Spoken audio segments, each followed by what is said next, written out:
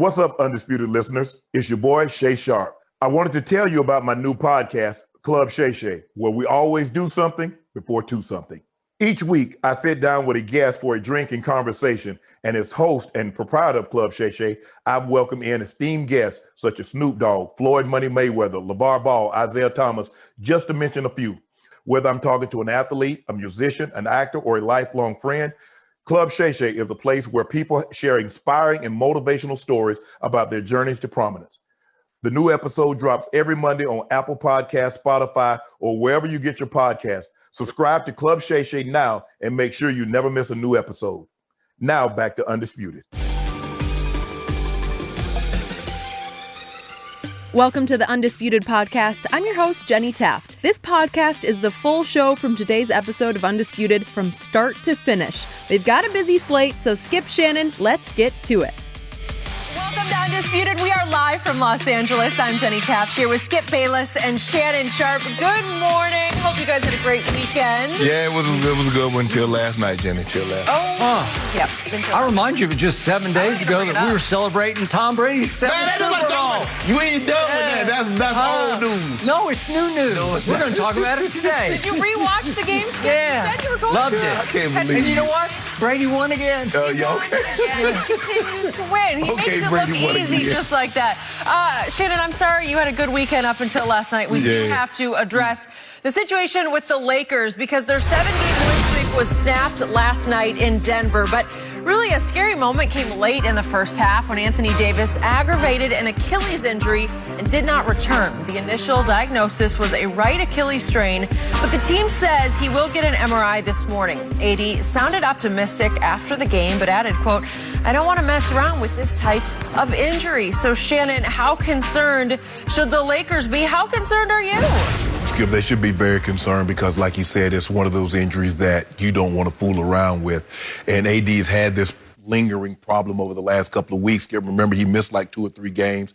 They rested him, and he said yesterday was the best he felt dealing with this injury in a very long time. And then, Skip, I think it's just something that he's going to have to deal with because he might play a game. And you look at the game that he had against Memphis, he looked absolutely fine. And then he had a misstep last night, and it re-aggravated. Now, I don't know how many people have ever dealt with tendinosis. They call this tendinosis. But my senior year in college, Skip, I had Achilles tendonitis. And I don't know if they do this, but I actually took an injection in the Achilles. They don't do that, Skip, because they say it makes you more vulnerable to a thing. But it was so painful, I was willing to do anything to get out of that pain. So I took the injection, rested about 3 or 4 days, and started back resuming practicing. For like 4 weeks, Skip, I ended up playing with 1 low-top shoe and 1 high-top shoe. So AD might have to go to a high-top shoe, Skip, because, you know, he like playing in the lows, he plays in the Kobe's. So that might be something they have to look at, maybe put a heel cup in there, maybe change his orthotics or something like that. Skip, because the season is so condensed, it's not a typical season, Skip. They're basically playing every other day.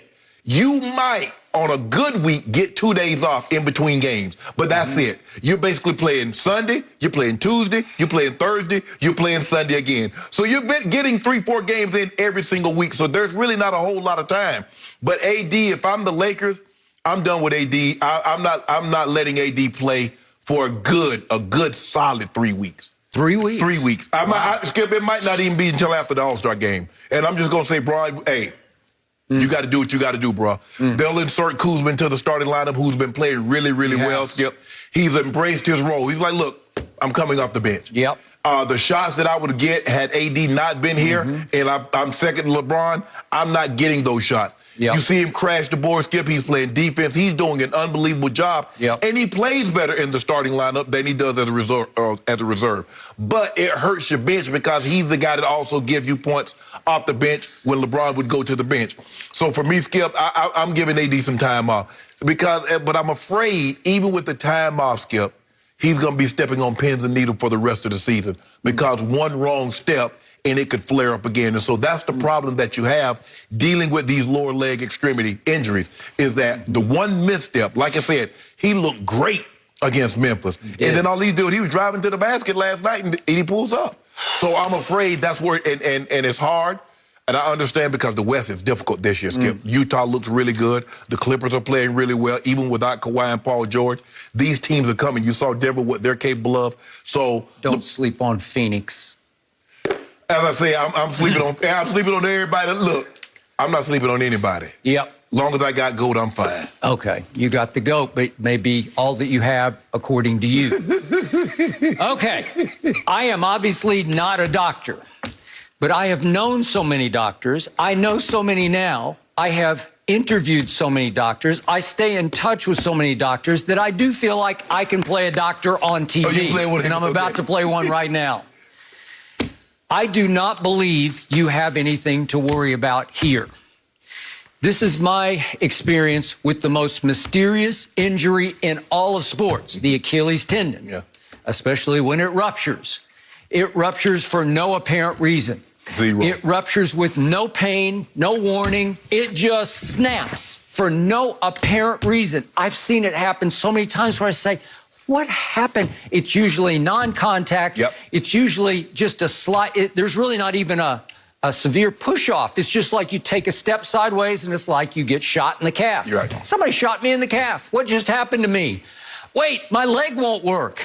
I can't walk anymore. Right. It doesn't really hurt that much. I just can't walk, right? It feels like you skip, you fall asleep at night and your foot dead. Your foot's dead. And yet it's not excruciating pain by anybody's account.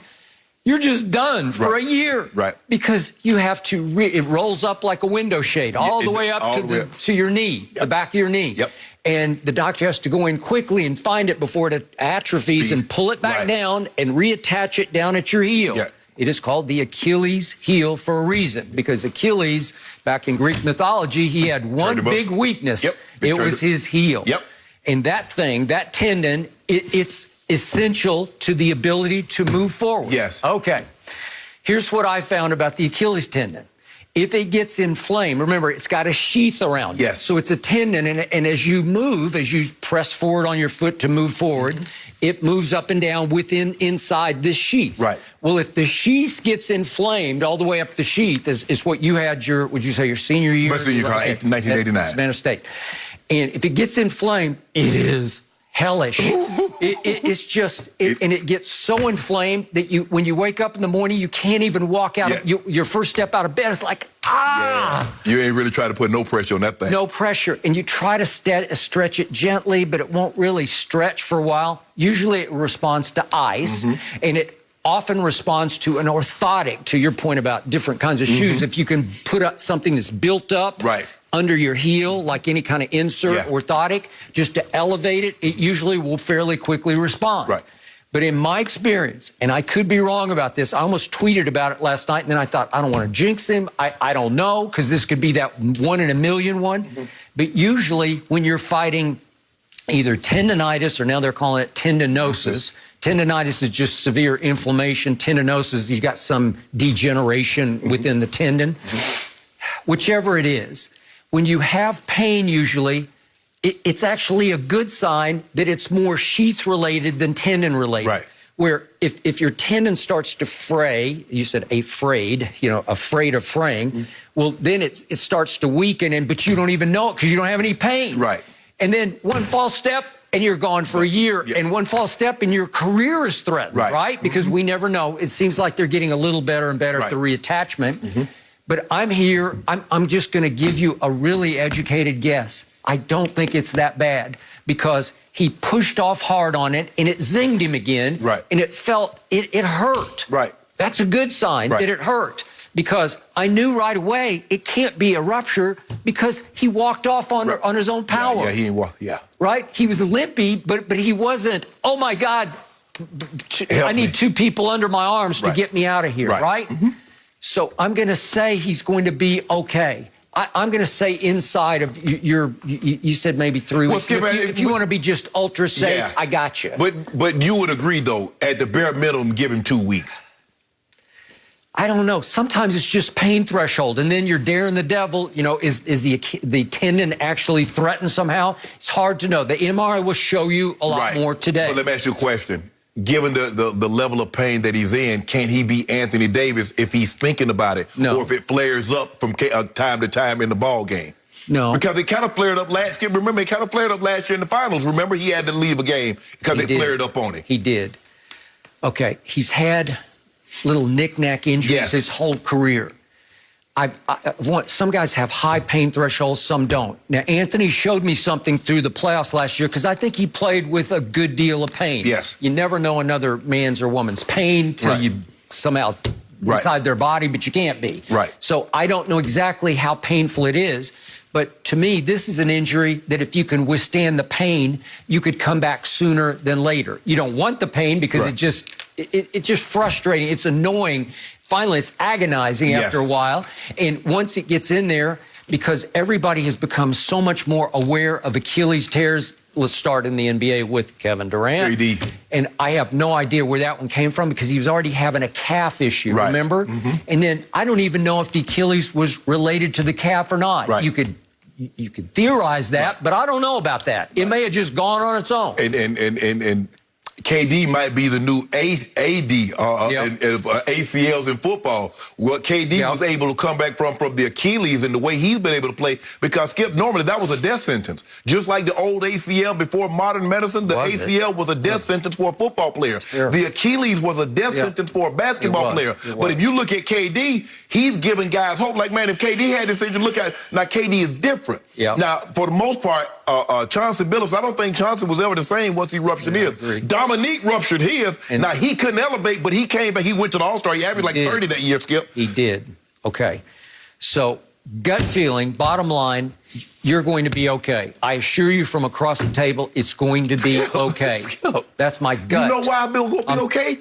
Because I got that guy. Okay, but if you only have that guy, we're going to go back 2 years ago, and it's time to pull out the blooper reel. Because he's going to have a hard time. He's a different guy. Is he? He's better than that now. He's gotten better. He's better. Really? Better.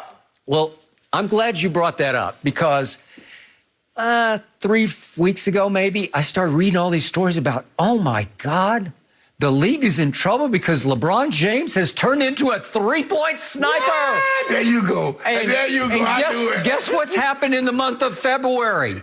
They've played 7 games. Guess what LeBron is in the month of February? Happy Valentine's Day, LeBron.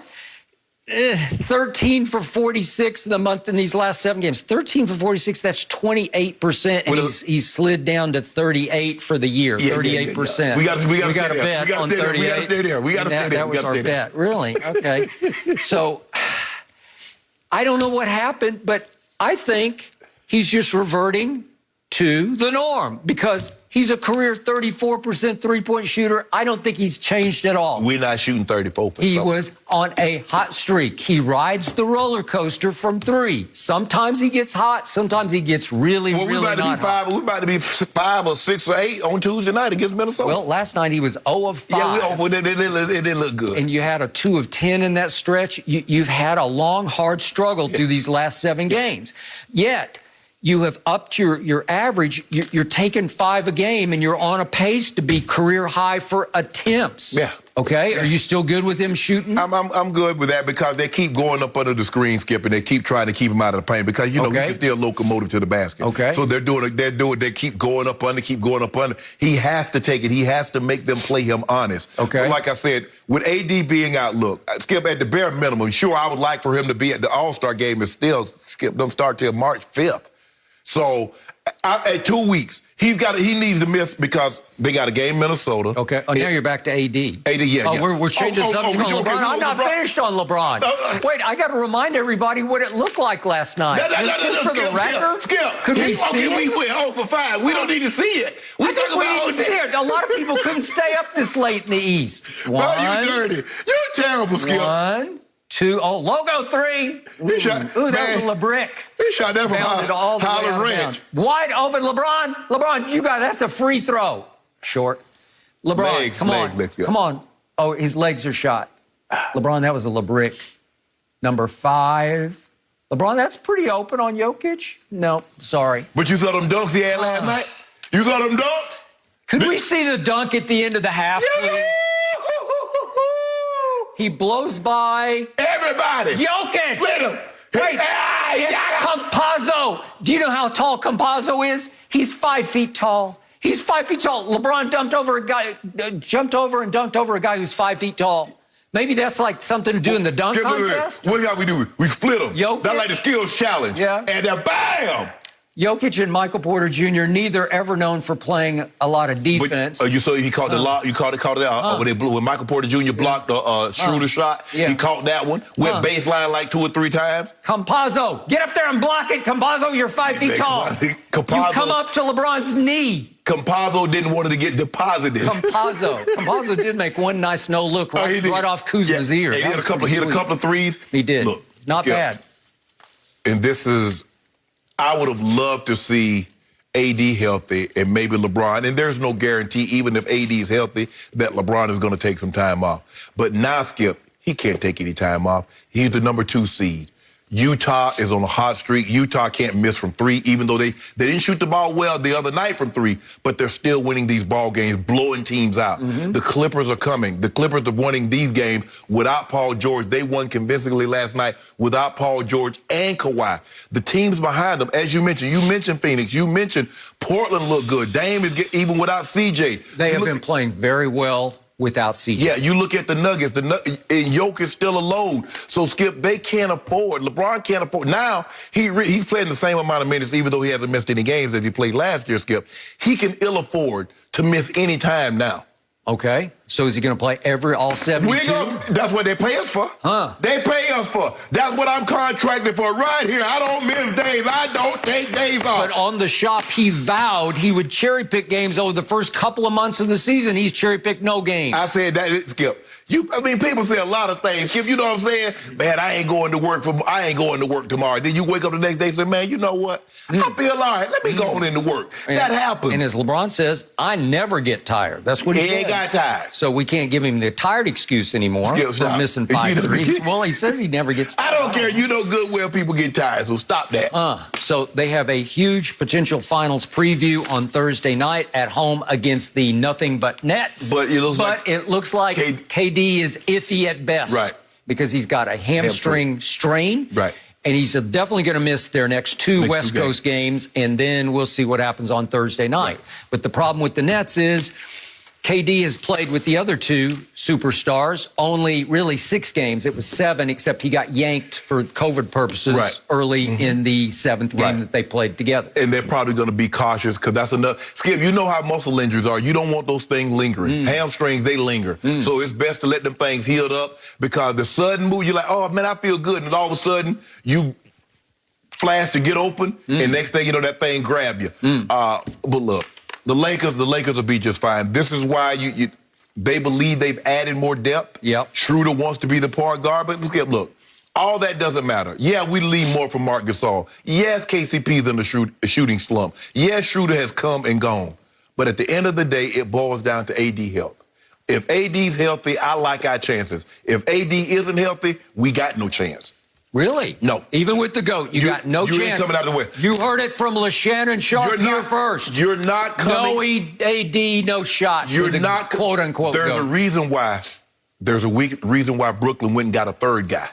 There's a reason why teams are loading up. They understand the more great players you have, the better your chances are. Do I actually think? Come on, LeBron. I mean, Marc Gasol has given us nothing all year, a few passes here and there. I warned you before the year started. So, glacial. No. Aging, no. Yeah, LeBron can keep him at the 2 seed, maybe 2, keep him in the top 3 seeds. But as far as winning a series, I don't believe he can do it by himself. Well, I am happy for Kyle Kuzma because he has earned the right to be in the starting lineup. He was 8 of 12 at Denver last night. He had 8 rebounds. He had a thunder dunk put back over Michael Porter Jr. Hurt his back again. Kaboom. And Skip, Friday might have been Kuzma's best game as a Laker. Yep. He was unbelievable on the glass. He was unbelievable. 20 and 10. He's played really well. He finally made it to the starting lineup, even though he's not a clutch client, because you have to be a clutch client to make it into the starting lineup. No, you don't. Yeah. AD was going to be in the starting lineup no matter who his agent was. Okay. LeBron James is LeBron James no matter who. KCP. Hold on. So we go just disregard what KCP Better did player, Kuzma or KCP? I'll take Kuzma any night or afternoon. But, Skip, you know exactly what you're going to get on a nightly basis. The ebbs and flows that you get for Kuzma, the extreme highs, but they're also matched by extreme lows. Skip, his time is going to come. Okay, it just came, I believe. Well, hey. Yeah. Long as he keeps doing what he's doing, crashing the boards, playing. And like I said, there were some times last night he had threes. He's like, nah, let me put this ball on the floor. Let me get to the rack. And he did a great job of that. But don't you worry about us. You worry about your team in the basement. You worry about that guy. Well, my team's down 2 superstars, but it still wins by 30. It's okay. Oh, that beat the Cavs. Hold on, Skip. You remember the other night we went to overtime with who did we go to? OKC? Yeah. Can you tell the people last night who OKC beat? Well, you know what Giannis said after the game? Now Oklahoma City's the best team in the West. Right? Hold on, Skip. Hold on. I know a team that we went to overtime with twice. I know good well that it beat Greek Freak. The two-time reigning MVP. Seems like everybody's beating the Greek Freak. What about Detroit? Days. What about Detroit? What they do? Yep. Did they beat anybody you know? Yep. They're pretty good. And what we do to them? What we do to them, Skip? Well, you need AD to do anything. Now we... Wait on those MRI results, probably coming later today. Sorry we had to start with that for you, Shannon. That's no mercy. Hey, Undisputed listeners, I wanted to tell you about our brand new Fox Sports app and website, foxsports.com. Reimagined for the modern sports fan. Go ahead, download the new app right now. You don't even have to pause this episode. Every day on the new app and website, you'll see the top stories in sports, plus a rich world of written content, videos, social media, and analytics to give you a 360-degree view of the most important stories of the day. Streaming live TV has never been so easy or elegant. Every Fox Sports game, including all pregame and postgame shows, are just one click away. For the extra invested fan, we also go deep with real-time wagering lines, trending prop bets, win probability, and key player projections. Download the new Fox Sports app or visit www.foxsports.com. No mercy. Hey, Undisputed listeners, it's Charlotte Wilder here to tell you about my new podcast with Mark Titus called the People Sports Podcast. It comes out every Thursday, and Mark and I take one of the big stories of the week, and then we go off on tangents you never saw coming. This might mean that we start talking about the Dodgers winning the World Series and end up wondering if Knicks fans deserve happiness. Or begin with LeBron's greatness and end up drafting our ultimate beer league softball team made up of old athletes. Whatever it is, the only rule of the show is that it has to be fun and funny, because these days we could all use as many laughs as we can get. So check it out wherever you get your podcasts and come down weird sports rabbit holes with us. We can't wait to have you. No mercy. Tom Brady won his 7th Lombardi Trophy and 5th Super Bowl MVP last Sunday, and just a few days after letting loose at the Bucs Super Bowl parade, it appears Brady is back to a strict regimen. The TB12 Sports account tweeted out a picture of Brady preparing to work out with his trainer, Alex Guerrero. The tweet read, quote, "Back to work, hashtag eyes on 8. So Shannon, what did you think when you saw this tweet? What about the surgery? Broussard says he was going to have a surgery. The New England papers are reporting that the surgery is more than just cleanup. And when it comes out, hold on, wait a minute. I thought, so what is this, Skip? Boston Globe reported that Brady's surgery is a little more than a cleanup. When it comes out, all this is his legend is going to be even greater. Everything he does is all about reputation. Now I'm going to need you. When it's your turn to speak, it's not your turn right now, it's my turn. It's my turn. I'm going to need you to have that energy that you have for LeBron when LeBron posts his workout. I don't want to hear nothing about he won the Super Bowl. I want that energy. How upset you get when why LeBron got to tell everybody that he's doing. Why can't he do it in secrecy? Skip, come on, man. What's this about? You supposed to have surgery. Everybody, he had a knee issue that's been bothering him all year. Broussard says it's a little major cleanup. Another paper comes out and says the thing is more severe, and he's posted a picture that he's going to throw. Really? What? It's not even good enough. It's never good enough. It's not good enough that he won his 7th Super Bowl, his first with a new team in a pandemic season. That's not good enough. We got to say, you know what? He did this while nursing a nagging injury that most quarterbacks would have probably had surgery, and they definitely would have had surgery after the season.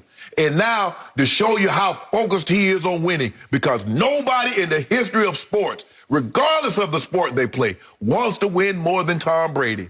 Everything it seems to be scripted. As great as he was, a guy getting off script last Wednesday, Skip, pulling up in his boat, having a good time, tossing a Lombardi trophy, even though the designer's daughter got upset, talking about Tom Brady, Tom don't owe you nothing.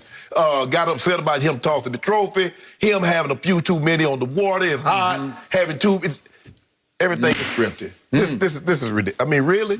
Why he got? Yes, go ahead. I'm gonna hear what you got to say. Interesting. So my first question back to you is: Tom Brady missed how many games last year? That's my point. 0. That's my point. 0. So how serious was that? That's my point. So how serious was the injury? I never said it was serious. Okay. I said it's going to be arthroscopic, and they're going to clean it up. I don't know anything about it. I don't know how anybody. That's not what the Boston Globe reported. Okay, well, maybe they know something nobody else does. So how serious is it if he out there going to throw already? Tom's not a Patriot anymore. He's now a Buccaneer. Oh, so only Tampa people have the direct link to. We'll about that. Okay, now I'm going to explain to you what the difference is between LeBron's post and Brady's post championship. Okay. LeBron's posts, to me, to my eye, are too often about him. This was about us. No, this was a message. He was just walking into the sunshine. He was going on his way. LeBron's posts are all about, look at me in the gym. I can lift the whole gym. Look at my biceps. Then he's shooting logo threes when he should be shooting free throws. Boom, boom, boom. I don't know how many are sort of photoshopped or edited in, but it looks like he's making like 30 straight threes from the logo during his workouts, right? Okay, maybe he is. Who knows? Okay. But all it is, if I can, where's my picture here of Brady? You know, he's just walking out into, I don't know what, into the sunshine with his trainer, Alex. He's going to some space to throw. They're going out to do their workout. It's time for him already to send a message to a bunch of kids who won a championship, thanks in large part to him, but they all played great down the stretch. They came together and they pulled it off. And this guy knows better than anybody the downfalls of winning a championship with a younger football team. Because you know and I know you can keep celebrating until you wake up and realize, oh, you mean we got to start doing this again? And I let myself go completely. Well, he's not going to let himself go as he approaches 44 years of age. And he wants, we had Devin White on Friday. He was tremendous. He wants to send a message to all those talented kids, that whole secondary, Antoine Winfield Jr., and you know all the rest of them, right down the line. He wants to say, hey, we have a real chance here to go win. This would be his 8th, eyes on 8, but they're second. They have a chance. But we didn't say eyes on 8, possible second. He said eyes on 8. So who's that? Who's that about? Okay, well, that's about him because no one's ever done that before. Thank you. That's all I wanted. Okay, and yet the message is sent that you don't think all those offensive linemen, Tristan Wirfs, sit back and say, God, he's back at it already? Yeah, Skip. We had a great day at the victory party, the parade. Yeah, but Skip, because his position is not as demanding physically as their position. When you play as many snaps, because you have to realize offensive linemen hit on every play. Tom Brady does not get hit every play. No. A lot of these guys collide every single play. They move. Tom Brady hands the ball off. Devin White is running into somebody. He's running somewhere. Okay. So I just want to ask you a question. One more thing. You say this is all about him and he's sending a message. So when Bron works out, he's not sending a message to his team. All right, guys. Hey, I'm 34, I'm 35, I'm 36, I'm back in the gym, I'm trying to repeat this thing, let's get this thing right. That's not what he's trying to do, huh? I never get that sense of him. I didn't think so. But all I know is we're talking about the true GOAT, the unquestioned GOAT, versus a LeBron who is always trying to convince us he's the GOAT. So all the workout posts to me are like, see, I am the GOAT. Well, why does Tom have to convince us that he works out? Well, again, he's not trying to convince you. He's trying to convince his teammates it's time to get back to work. But I'm asking why LeBron isn't trying to convince his teammates? Maybe he is. I just don't get that sense. Why you don't get that sense? Well, it just doesn't feel like that to me. Because, see, here's the thing, Skip. What you've tied it to is because Tom Brady has won more championships, his workouts, he's more valid because when you win that many championships, you got to be unselfish.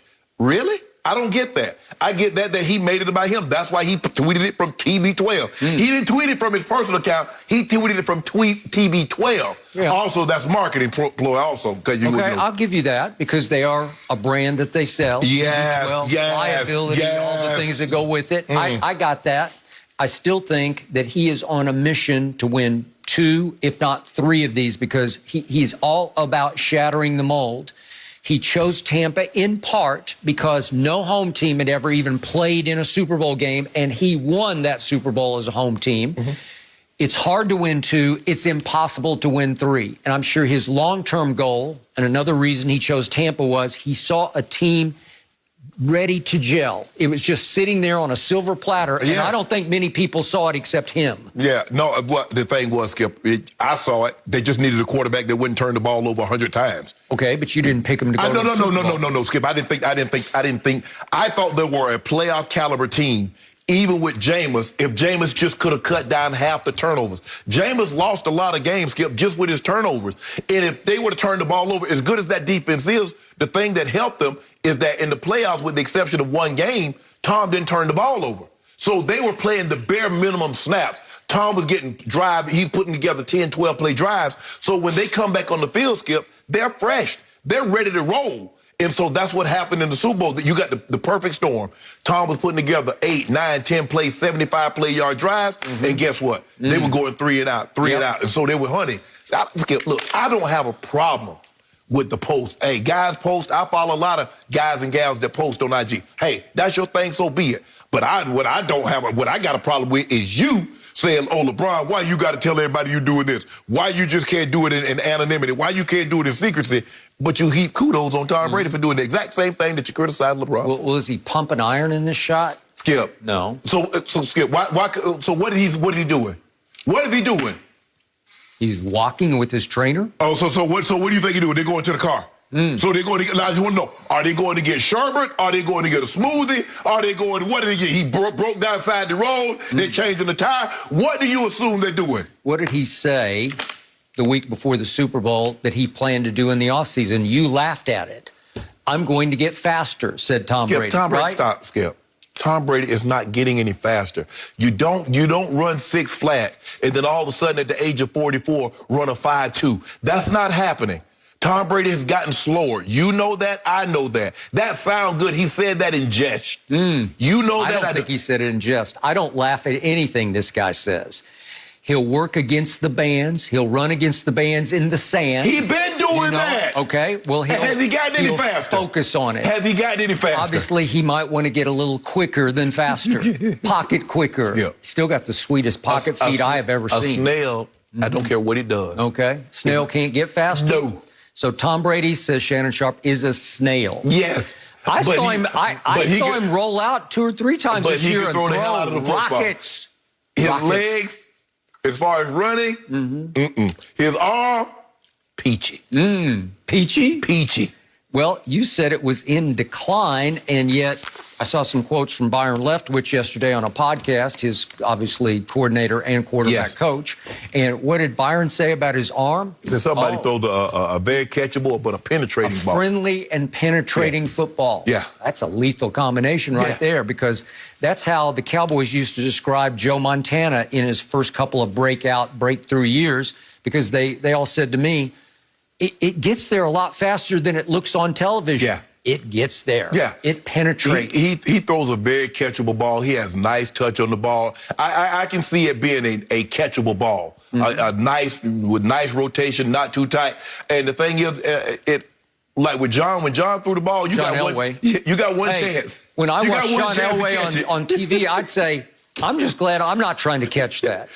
I don't know how he was as successful as he was, because he was just throwing like bloodletting balls, like they're ripping the web in your fingers. You had to get good. You had to get good at using your hands, because if you try to body catch it, Skip, it hits your pad, pop, it's gone. It's gone. It's gone. It's either up in there, somebody picking it, or it's out of bounds. Yeah. So he forced you to get good at looking the ball in with your hands. But I don't have a problem with Tom posting. I just need you to bring the energy that you would bring to LeBron had he posted. Well, okay, but remember, in the end, LeBron in the bubble dodged the Clippers, and wait, he caught the 5-seed Heat, who had suddenly gotten hot, and then they lost 2 of their best players in game 1. Skip, hold on. Tom Brady was a 5 seed. They got hot. He was the 5 seed. Yeah, but they got hot at the right time, right? So they go on the road and beat the number 2 defense. Then they go on the road to New Orleans and beat the number 4. And then they go on the road to Lambeau and beat the number 9 defense. So it's 2 top 5s and 3 top 10s. But what seed was the Bucks?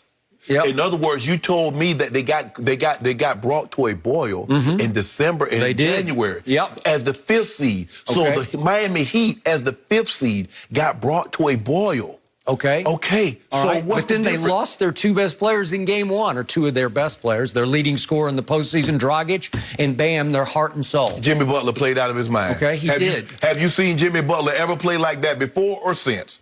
I've seen him play like that before. You seen him play like he played in those 5 games? Sure, No, I've never seen it. Okay. We've never had a guy with the exception of what? LeBron had a 40-point triple-double? I know, but if Miami had been at full strength, as hot as they were coming in, we might be having a whole different conversation The whole conversation was, you lost.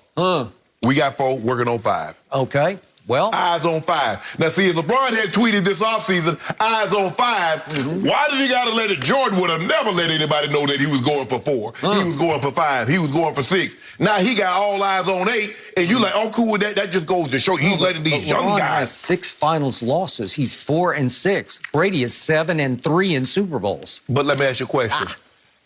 Name the guys look at the guys. The guys that beat him, those guys are going to the Hall of Fame. Nick Foles going to the Hall of Fame?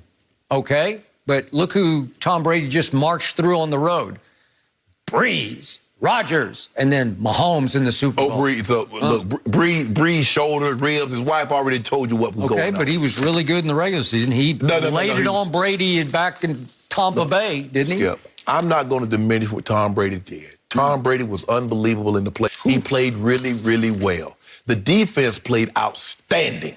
You know that, I know that, because Tom Brady said, Tom Brady is the first guy to beat 3 former Super Bowl MVPs. But what about that defense? Yeah. They were the first team to beat 3 former MVPs. Tom Brady ain't make no sacks, no tackles, no anything. Give the defense credit. I do. No, you don't. Finally figured it out after a long, hard year. He finally figured it out. All those interceptions that he was throwing, he had never, Wait, are we talking about the same Tom Brady who led the whole league in big-time throws, big-time completions, 20-plus yard completions? He did that in the regular season and in the postseason. He also did that. He also had the most attempts. Oh, okay. Yes. But he led the league in air distance. The guy who's he's the washed goat. What about the completion percentage? How was that? Well, he's throwing bombs away. Okay, how many of those can you complete? Skip. But how about what Pro Football Focus ranked him? What did they grade him? They graded him second best in the regular season, first best in the postseason. Skip, the guy that normally wins the Super Bowl, he's probably going to get graded first. Well, especially if you're a wild card road team. I mean, it's hard for me to see a scenario in which Patrick Mahomes wasn't graded number 1 the previous year. Yep. But that's okay. Your day coming. It's okay. Your day coming. Oh, Shannon, Brady's day just keeps your day coming. We're going to be talking about Tom Brady, today, tomorrow, next week. He's not going anywhere with these posts. You're going to have to get used to eyes on 8. I think we're going to be seeing plenty more of that. We had the Super Bowl. It was special, but this last weekend was a big one in racing with Daytona, and Bubba Wallace continues to be a transcendent figure in NASCAR. Last year, he was the only full-time black driver in the Cup Series, and this season is the first time a major Cup Series team has a black driver, Wallace, and a black owner, Michael Jordan, under the same umbrella. And Bubba made history again on Sunday, becoming the first black driver to lead a lap in the Daytona 500. Now, Wallace got caught up in the fiery, chaotic last lap, ended up finishing 17th. But Shannon, how impressive was this? Well, considering, Skip, that because he failed 2 inspections, he had to start at the back of the field. Yep. And so they put it that set him back considerably because I believe he had the type of car that could have won. I agree. The Toyota car and Mike, they put him in a good car. Michael Jordan. Yep. He has the top crew cheese. He has the top everything. And so he was in position. He ran at the front of the pack for the better part of the day, Skip. And as Jenny read, he did lead. But a lot of time Daytona comes down to luck. When he had to pit, because of the loose wheel with 22 laps to go, Skip. Hurt. That's it. Yep. Because you go down a lap, you're not making that up. You're not.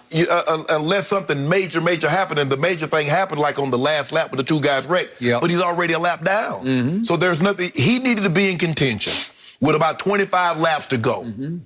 And then I would have liked to see his chances. But I think the thing is, and I had Bubba on my podcast, he knows in order for this thing to be successful, he's going to have to win races. Not just run at the front of the pack, not finish second, not lead a lap or two and say he's first. It's just like anything, Skip. Look, there were other black golfers, Charlie Sifford, Calvin Peete. I remember Calvin Peete. And Calvin Peete won tournaments, Skip. But it wasn't until Tiger won majors. So until he start winning races, he can win any race. It doesn't have to be, obviously, their Super Bowl is Daytona. But if you win Talladega, if you can win Daytona, you can win the Coke 600. You can win any of those, Skip. Right. I was there at the Masters one year when Calvin Peete, just momentarily, he led the Masters. Right. But he did not win the Masters. So, Skip, he understands in order for him to have the credibility that he wants and to try to bring that and try to get crossover eyeballs into that sport, he's going to have to win. It was bittersweet because, like I said before, I believe he had the type of car that could put him in serious contention. So it was a positive, but that's not going to be good enough. Sooner or later, he's going to have to start paying these things off with crossing that line with that checkered flag waving in the back. I agree.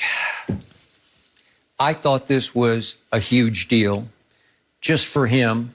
First black driver to ever lead a lap at Daytona. That's a big deal to me. It was lap 129, and then what happened immediately on lap 130? His teammate, who's not only his teammate, but the co-owner of his team, took the lead back. So now we're back to one of my favorite movies, Talladega Nights. It's shake and bake. It's drafting off each other. And hey, Ricky Bobby's saying, hey, I need you to be second. I need you to help me. I need to slingshot off you. And it felt like he had to take one for the team and let Denny back into the lead. Okay, I get it. It's fine. But that car was running hot, it looked like to me. And Bubba was raving about his car when it was over. And so we get to the bitter end of it, and I agree with you about having a pit with 22 laps. It's just no good. But there was such fiery chaos in the final lap. And as Bubba said, I should have bailed quicker. Well, this is just, you just learn. You live and you learn. If you can sense it a little earlier, you bail a little faster. You just get out of harm's way. He got rear-ended. He didn't, he said it afterward, I just didn't bail fast enough. And if you don't, and you get rear-ended, you are done. It's over. Okay. You going 180 miles an hour, ain't no way yet. You going into the wall, you going into the infield, you going into somebody, but you're not getting out of harm's way. Okay, and he didn't. He still finished 17th, which is pretty good. Not all bad. But if he could have somehow ducked the chaos, maybe he emerges unscathed, and then you don't know what might happen in a wild, crazy Skip, those are the things that somehow the really good drivers, the Earnhardts, they always avoided that, and they came out victorious. The Darrell Wall trips, the Richard Petty. It's a sixth sense. Yes, it's just something. They could somehow always, Jeff Gordon, Jimmy Johnson, they always found a way to maneuver that and then put themselves like, okay, now we're going to race the last 2.5 miles. You and I going to race, buddy. Let's go see who has the best car. Well, Michael Jordan gave him one of the best cars. He did. And again, it got disqualified twice. And it got the car chief kicked off the grounds. And then finally... Because it's the crew chief's fault. I know. I'm a driver. Look, Skip, I'm not up there looking at those nuts and bolts and see if, you got the restrictor plate or the drag that force where it should be. I'm not doing all that. That's your responsibility. But he started, I was like, I just knew when I read that Bubba started, I was like, oh, shh. So from back of the pack to lead a lap, that'll work. He's got talent. He's got moxie to him. He has a presence about him. You had him on your podcast. And I love the way he stands up to the pressure. He faces it down. We went through the whole noose incident. And he stood tall through that to me. And I love to listen to him. He's impressive to me, and by all accounts, everybody around him says he's got talent. Right. So he's got the it factor. He just needs to your point, he needs to break through and win one. He got to win one. And then Somewhere, somehow. maybe the floodgates open, Skip. Yep. But he has a card now, Skip. This is not the little bomb and pop operation thing. Well, you know what? We might run 10 races this year. We might. No. You got Brand Jordan backing you. And Michael grew up just like you grew up. In your family, NASCAR was a big deal. Yeah, absolutely. Skip, as a matter of fact, me and my a friend of mine, he's in the ATF now, Steve Gerardo, we brought Gargoyle glasses so we'd be like Dale Earnhardt. Okay. Dale Earnhardt had them Gargoyles. When the Intimidator pulled up to your rib, you already know what time it was. He's finna bump and run you. Okay. So me and my brother and my sister used to watch Daytona all the time. We knew all the races, all the guys. You know, obviously, Bill Ellis from Dawsonville, which is North Georgia, and to have somebody from Georgia win and knew about, Bobby and Donnie Allison, all those guys, Harry Gant, Darrell Waltrip, drove the Tide car. Man, you could not go to a local store without seeing NASCAR everything. The little toy model cars, the hats, the shirts, the handkerchiefs, everything. I don't know if they still like that. Definitely not out here in California. But in the South, Skip, when I was growing up as a kid. And you're not in North Carolina. I was in Georgia. South Georgia. Yes. All right. Everybody. And what does Michael Jordan say? A lot of weekends, his father would pack up the family in the car, and they would drive to a southern track all over the South to watch a race. We didn't go to start car. My uncle would take us to the drag, the quarter mile. So I saw a lot of quarter miles out there on Ogeechee Road when I was growing up. My Uncle Ronald used to take us out there. But the point is, this number 23 car, it's got some weight behind it. It's got the GOAT. It's got Michael Jeffrey Jordan saying, I'm going to win at this. He got to. Yep. Because, Skip, you know how he had a motorcycle club. He did. And he poured a lot of money into it. They're like, Mike, you getting such a late start. He's like, hey, I'm going to win. He won a couple of races. Mike wants, and I understand everybody's like, well, he ain't trying to win in Charlotte. It's hard to win in Charlotte when guys, free agents not coming to Charlotte, Skip. So you better hit. Now, it looked like he hit the nail on the head with LaMelo Ball. I think he did. Terry Rozier, Scary Terry, has been unbelievable. Gordon Hayward is refined. Gordon Hayward's looking like the Gordon Hayward in Utah. So they got the makings of something, but the East has gotten so much better. But Bubba need to win one of these things. He wins one, we on to something, Skip. Okay, last quick thought on what happened in Charlotte last night. My Spurs are a force in the West now. Man, everybody talk about those Spurs. We talked about how deep the West is. My Spurs are on a roll. They rolled right over Charlotte. They let them go up 33-17. They said, nah, here we go. Somehow y'all came back. Yeah, we came way back. But y'all know we did. I mean, we was down 20 on Friday night. We were. That was impressive. Down 20. No mercy. The Nets just got word that they will be without KD for at least 2 games with a mild hamstring strain. But since acquiring James Harden, the Nets offense really has been unstoppable. They put up 137 points in a blowout against the Warriors on Saturday, with Harden finishing with 16 assists.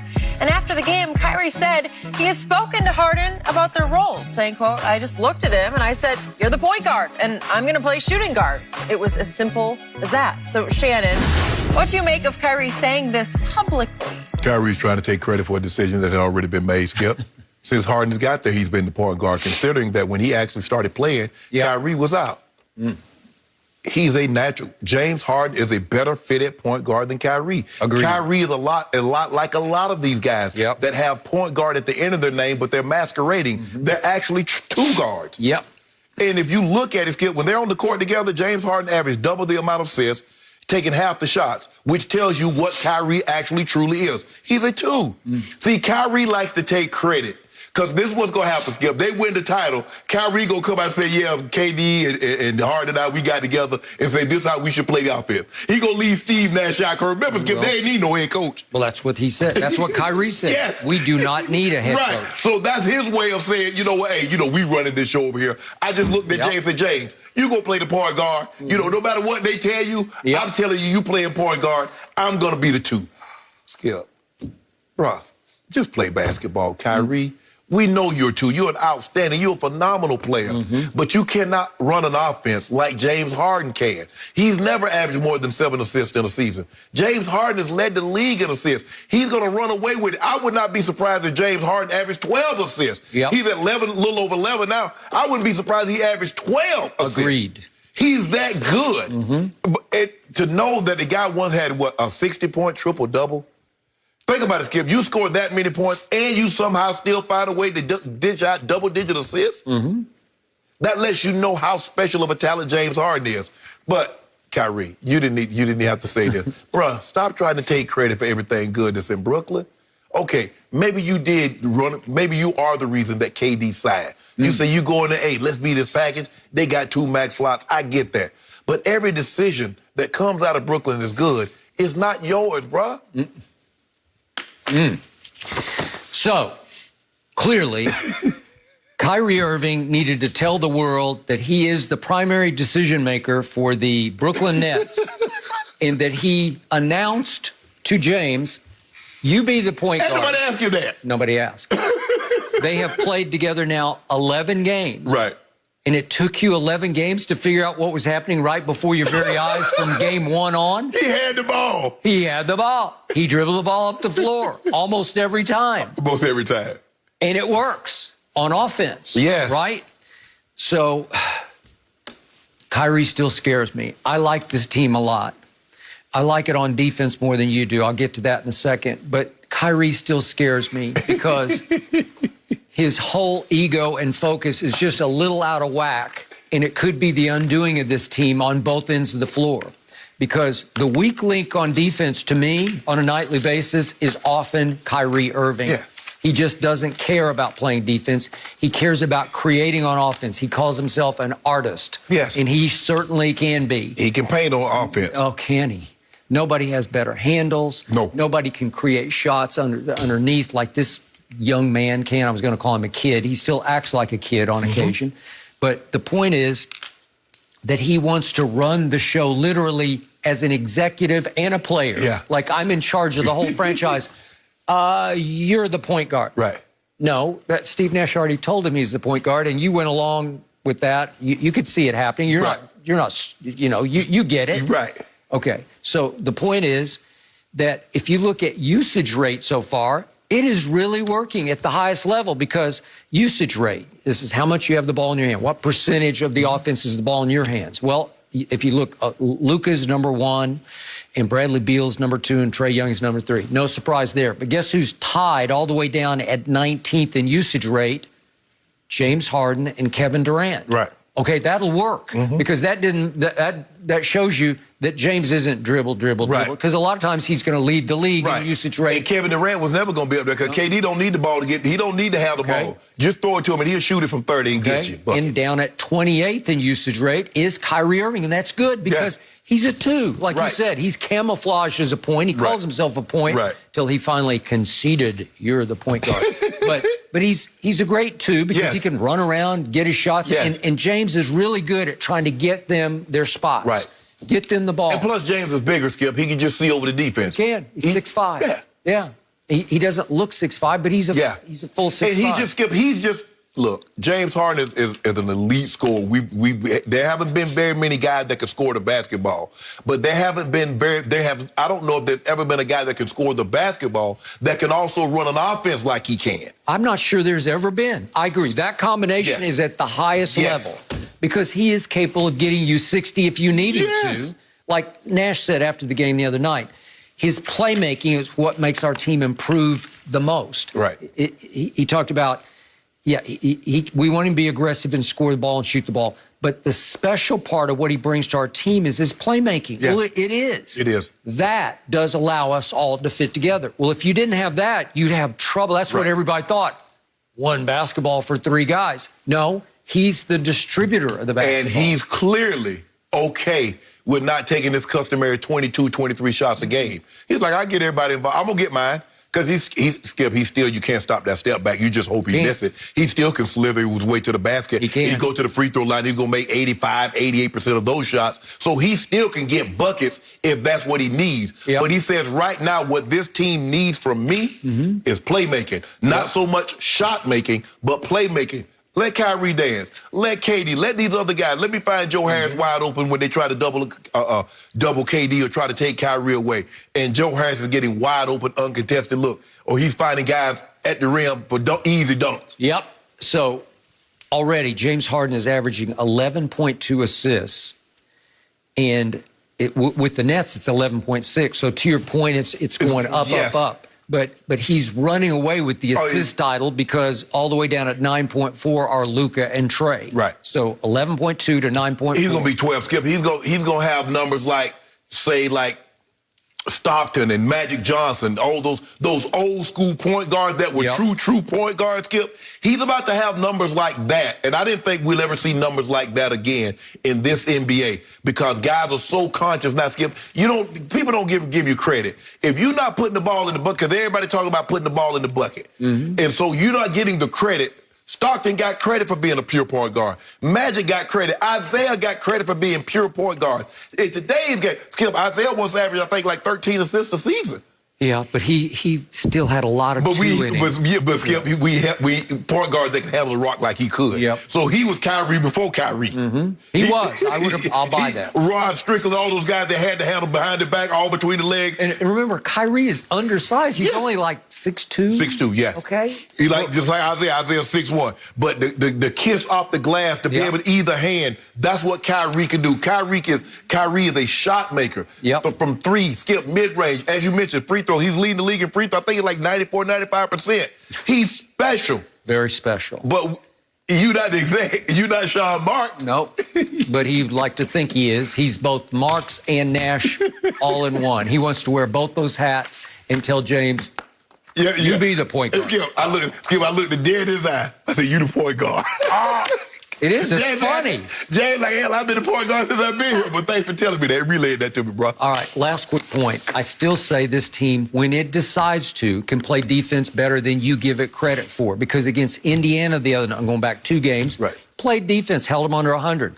Against Golden State at Golden State, at least in the first half, they just clamped down and said, no, we'll do it for a half until we pull away. Skip, the thing with Golden State is predicated on Steph making shots. If he can get you 40, they're going to be in every game. Yep. But when he struggles, because I can't count on consistently Kelly Oubre. He might give me 40, but he might give me 6. He might. Andrew Wiggins has been a little better, a little more consistent. He'd give me somewhere between 15 and 20. Yep. Draymond is going to be Draymond. He'll give me 6, 12, and 8. You're right. It's all about Steph. It's all about Steph. Did you hear? No, you don't have the sound up. I just, for your edification, I want to provide some sound from the ABC telecast on Saturday night from Jeff Van Gundy at the end of the first half. This is what he said.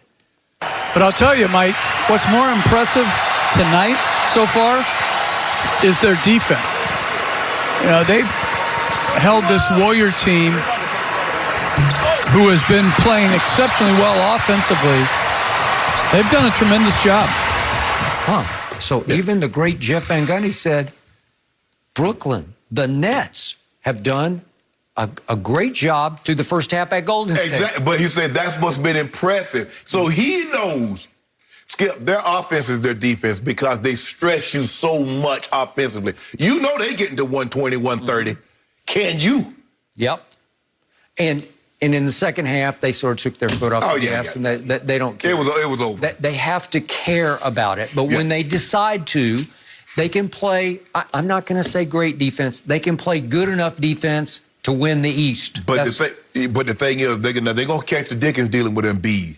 Because Embiid might average 40 and 25. Well, because they got no answer for Embiid. Okay, he'll load. DeAndre's going to have to take something. He's going to have to try. But I don't think anybody can stop Joel. I told you. That's the way you playing right now, Skip. He's on another planet right now. Okay, well, that's why I told you so far I have him as my MVP. Now, they're on a West Coast swing. It's going to get tougher and tougher here. So let's see how they hold up. They're going to have to win some of these games. They can't go 0 for Skip. No, they can't. But I still say he is a force and a beast.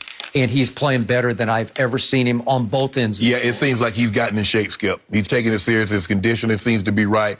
And that's the thing. No, Skip, nobody doubted his ability. I mean, you 7'2", can shoot the ball like he can shoot it from the 3, from the mid-range. And 80%. From the free throw line. Nobody doubted his ability. They doubted the seriousness of him taking the game. Are you serious about this? Do you realize, that's what Shaq used to get on him about, bro. Do you realize how special you can be? 7'2", 285? With skills like that? Yep. Seems to take it serious now. No mercy. Johnny Manziel found his way back onto the football field, but in an interesting way Saturday night. The 2012 Heisman Trophy winner made his debut in the fan-controlled football league as a member of the Zappers. Manziel completed just one of his 5 passes on the night for 11 yards, but he did run for a touchdown as the Zappers fell to the beast. So, Shannon, what was your reaction to Manziel playing his first game in this league? Sad. What could have been. Skip, he was electric. I don't know, have we ever seen in that Saturday afternoon in Tuscaloosa when he burst onto the scene. And from that moment on, you're like, man, this kid is special. And then you watch him in the bowl games, and then you watch him all of a sudden just, and with more fame, the more he became out there, in that it was all about the celebrity and not the game. And you just and you think about 2012, Jenny mentioned that he won the Heisman, and here we are 2021, and he played in that league. It's sad that a guy that has so much ability just wasted it. He didn't care. And for me, the way I look at it, Skip, when guys don't care, I don't care either. And I used to tell my kids this all the time, I can't want something more than you want it for yourself. So me wanting this, if this is not what you want, we're wasting our time. So pick out something that you want, wherever you want to go to school, whatever you want to major in, do that. Because I don't want you to get to be 30 and say, well, Dad, I only did this because you wanted me to. Hell no, you didn't. Your dad lived his life. Your dad did what he wanted to do. Do what you want to do. Well, Johnny Manziel did exactly what he wanted to do. He wanted to be good at football for a little while, party, have a good old time, tell my, oh, Robert, do this right here, party all day, all night. Just like he said after the game, Skip, we lose, we booze. He thought that was cute. Nice catchphrase. Bro, do you realize people laugh at you? They laugh at you. You a joke. And you wasted all this ability for what?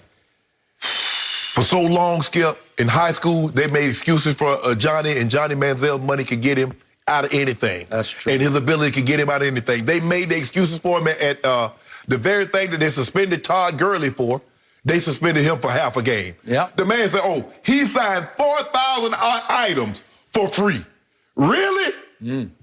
As a Heisman Trophy winner, Skip. He did. But that just goes to show you. Half a game against Rice. And Todd Gurley missed, what, 4 games? They suspended A.J. Green for the same thing because he had a jersey. Man, He was the biggest draw in college football. He was, Skip. And they knew it. What is this? Skip, he played in this. What is this? Some beer league? The fan-controlled football league, the Zapper. Skip, this should be beneath Johnny. Skip, this is embarrassing. So to your point, if you told me during the 2012 college football season that Johnny Manziel would wind up playing in the fan-controlled football league in 2021, I would have laughed in your face. This kid, are you kidding? He was on his way as a redshirt freshman. It was his first year starting to winning the Heisman Trophy. Skip. He beat St. Nick at Tuscaloosa, 29-24. He threw a late touchdown pass on a corner route where I just said, that's just too good. He was fearless. And against my Oklahoma Sooners in the Cotton Bowl that year, he beat the brakes up, y'all. Lord have mercy. 516 total yards. He threw for 287, but that's not what he rushed for 229. That was on 17 carries. That's 13.5 yards a carry. Every time he took off, he was just gone. He beat the brakes up, y'all. Against Mike Stoops' defense, he was the coordinator. And I'm just like, what are you doing? Don't you understand who he is? They knew going in what he was, and they couldn't deal with it. They were co-winners of the Big 12, and they couldn't deal with it. So he wins a Heisman Trophy, and then right away in the offseason, I'm like, Johnny, what are you doing? First thing we hear about, he goes to the University of Texas, their rival school, A&M versus Texas. In the old days, back in the old Southwest Conference days, it's their blood rivals. And he goes to Austin, to the University of Texas, and raids a frat party and causes a fight. You think he was in his right mind when he did that? No, he was not. And I began to read about he drinks hard liquor already. He's into, when they win or lose, they booze. In fact, could we hear that little clip from after the game the other night with the Zappers? We'll keep getting better as the weeks go on, but good start even with the loss. No, win or lose, we booze on the Zappers. Okay, that just summed him up because he had issues with alcohol, which I believe led to some issues with drugs. And in the end, you nailed it. He prioritized partying over playing professional football. Yeah. And he admits now, I just never really wanted to play professional football. It wasn't my goal. It wasn't his dream. Yeah. No, it wasn't his dream. And so he goes to Houston to Houston had the first overall pick. And again, I was pushing. I said, if I'm Houston, I'm thinking hard about him because he played at College Station, which is just right up the road from Houston. Even John Gruden, he was on ESPN at the time, said, hey, I would take it, but I wouldn't look back. And he said that on the show I was on, which was First Take. At that point, John Gruden flat out said that when I asked him, I'm not going to look back. I'm taking that kid. Wow, you are. Yeah. Interesting. Yeah, you'd have been fired. Okay. And I thought my Cowboys would be intrigued, and I think Jerry wanted to do it so badly. And they're sitting at 16, and he went 22nd overall. And I believe Stephen Jones, it's almost become legendary, did say, Jerry, we can't do this. Because that's probably what he said to Jerry, because they call him Jerry. They call him Dad. Jerry. He calls his dad Jerry. Jerry, we just can't. We can't. Because they had Zach Martin rated like at the top of their board. And plus the thing is, Skip, when these first-round picks, these teams have spent so much money, they know everything you've done. They done talk to your teachers, you don't know anything about it. They done talk to your friends, they done walked up and talked to some of your friends, and you think that's a total stranger. Yep. But that's somebody in the organization getting a feel for what you like.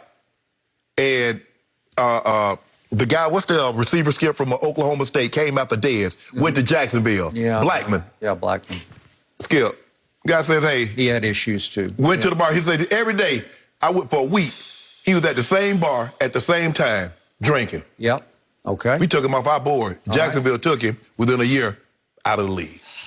That is true. So right now, Texas A&M fills up a 103,000-seat stadium that is the house that Johnny built. The house. 103,000 seats was because of this kid. Mm-hmm.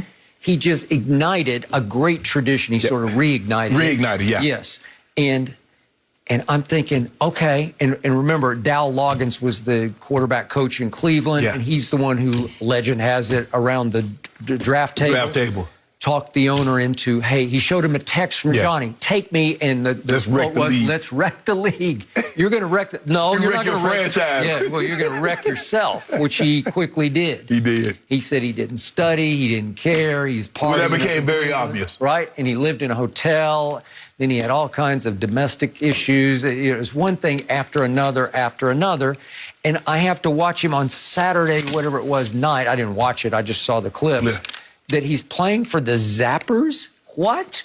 And look at his quotes. Feels like I'm super washed up, but I still had a blast because that was he was having fun playing football because nobody cared. Right. There's no pressure. You are super washed up. You didn't lie.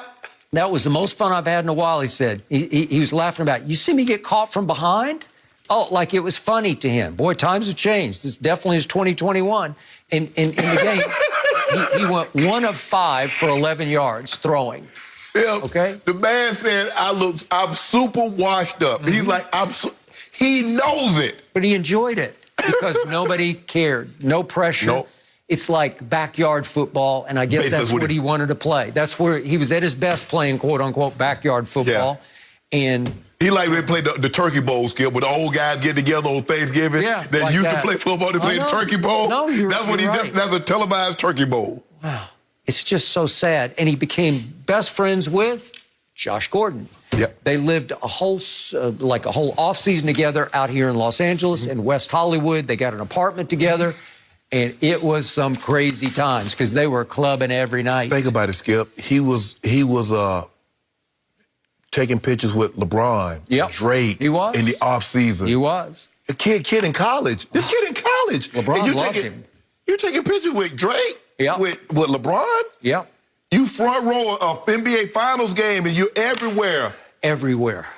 He was something. He was a celebrity. Yes. Of the highest order. And he's still got like it kid about him. I'm sure when he still goes to the club is all gaga over Johnny Manziel just came in. Johnny football. What could have been. I mean, I'm sure they're gonna do a story, one of those, Skip, where are they now and what could have been, one of these 30 for 30s or something like that.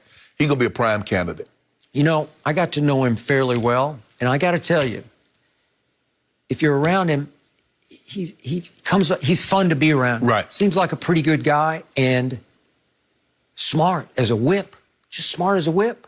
And you waste all that? He wasted it. Come on. Really? Yeah, one day he'll wake up and say, what was I thinking? Oh, it's hard. At first, it's kind of funny, and then when you guys talk about how sad it is, it really is. I honestly just hope that he is well. Like, that's what I keep thinking about. I know he struggled in the past. I hope he's healthy. And if he's saying and having a good time, then really at this point, what else is there for him to be doing right now, guys? No mercy. Terrell Owens is in the Pro Football Hall of Fame, but still has no plans to go to Canton. He says that Megatron being voted in on the first ballot over Torrey Holt and Reggie Wayne is further evidence for why he plans to continue his boycott, saying, quote, "This has nothing to do with Kelvin himself. The guy was a beast, but there's no justification when you have Holt and Wayne that have done equal or greater things." Shannon, did you like him saying this?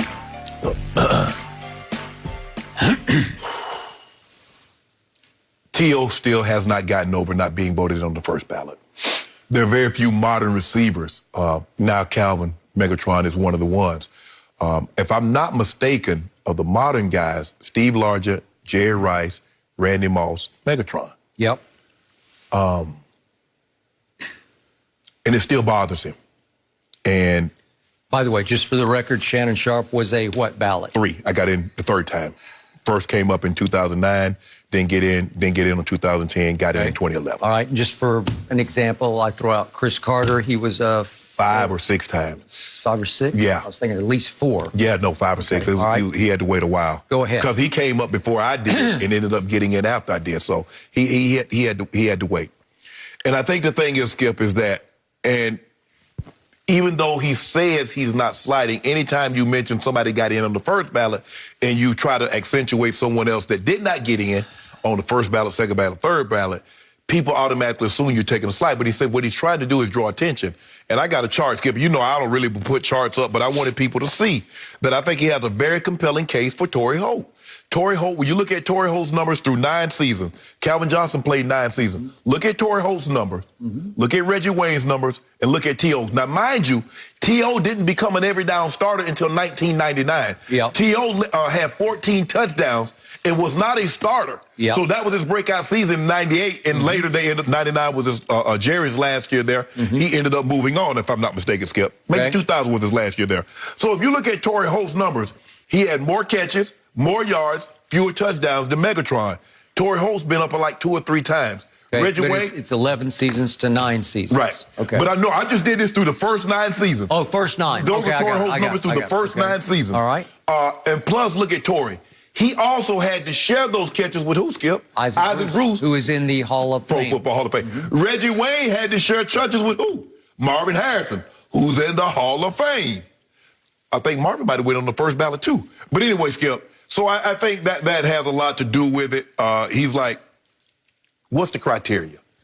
At first, you know, we need to see you need to play longevity. And then they said, well, we need you to dominate. And T.O., I still believe this goes back to T.O. Although he's accentuating Torrey Holt, although he's like highlighting Reggie Wayne, this is his argument. He's like, bruh, look at my numbers. Look at what I've done. Look at the all-pro teams with 3 different teams, leading the team in receiving for so many different teams. Look at my numbers. I put them up against anybody. And y'all made me wait. And he said, y'all did me so dirty. You changed the rules. You said you could use sideline behavior. You could use locker room behavior to keep a guy out of the Hall of Fame. Well, that had never been in the bylaws because you said only what happened on the field of play. Because you disregarded it with everybody else in the history of the game. But when it came to my turn, you said you could use this as a criteria. Torrey Holt, I think Torrey Holt has a more compelling argument than, per se, Reggie Wayne. But Reggie did play alongside Marvin Harrison. He had to share those catches. Torrey Holt had better numbers in 9 years, even though he had to share catches. Megatron deserved to be in there. But I believe T.O. should have been a first ballot, and you can make a compelling case for Torrey Holt, even if you want to make one for Wayne also. But I believe Torrey Holt has the more compelling case. Okay, let's start with my man, Terrell Owens. I do not want to reignite my feud with him today because I made it very clear how I felt about him, which is why I nicknamed him Team Obliterator, and let's leave all that out. He did finally get into the Hall of Fame. Right. God bless him, but it didn't change his outlook on the Hall of Fame. No. So he's going to carry this grudge for two reasons, because it's in his heart, right, number one, but it also keeps him relevant this time every year.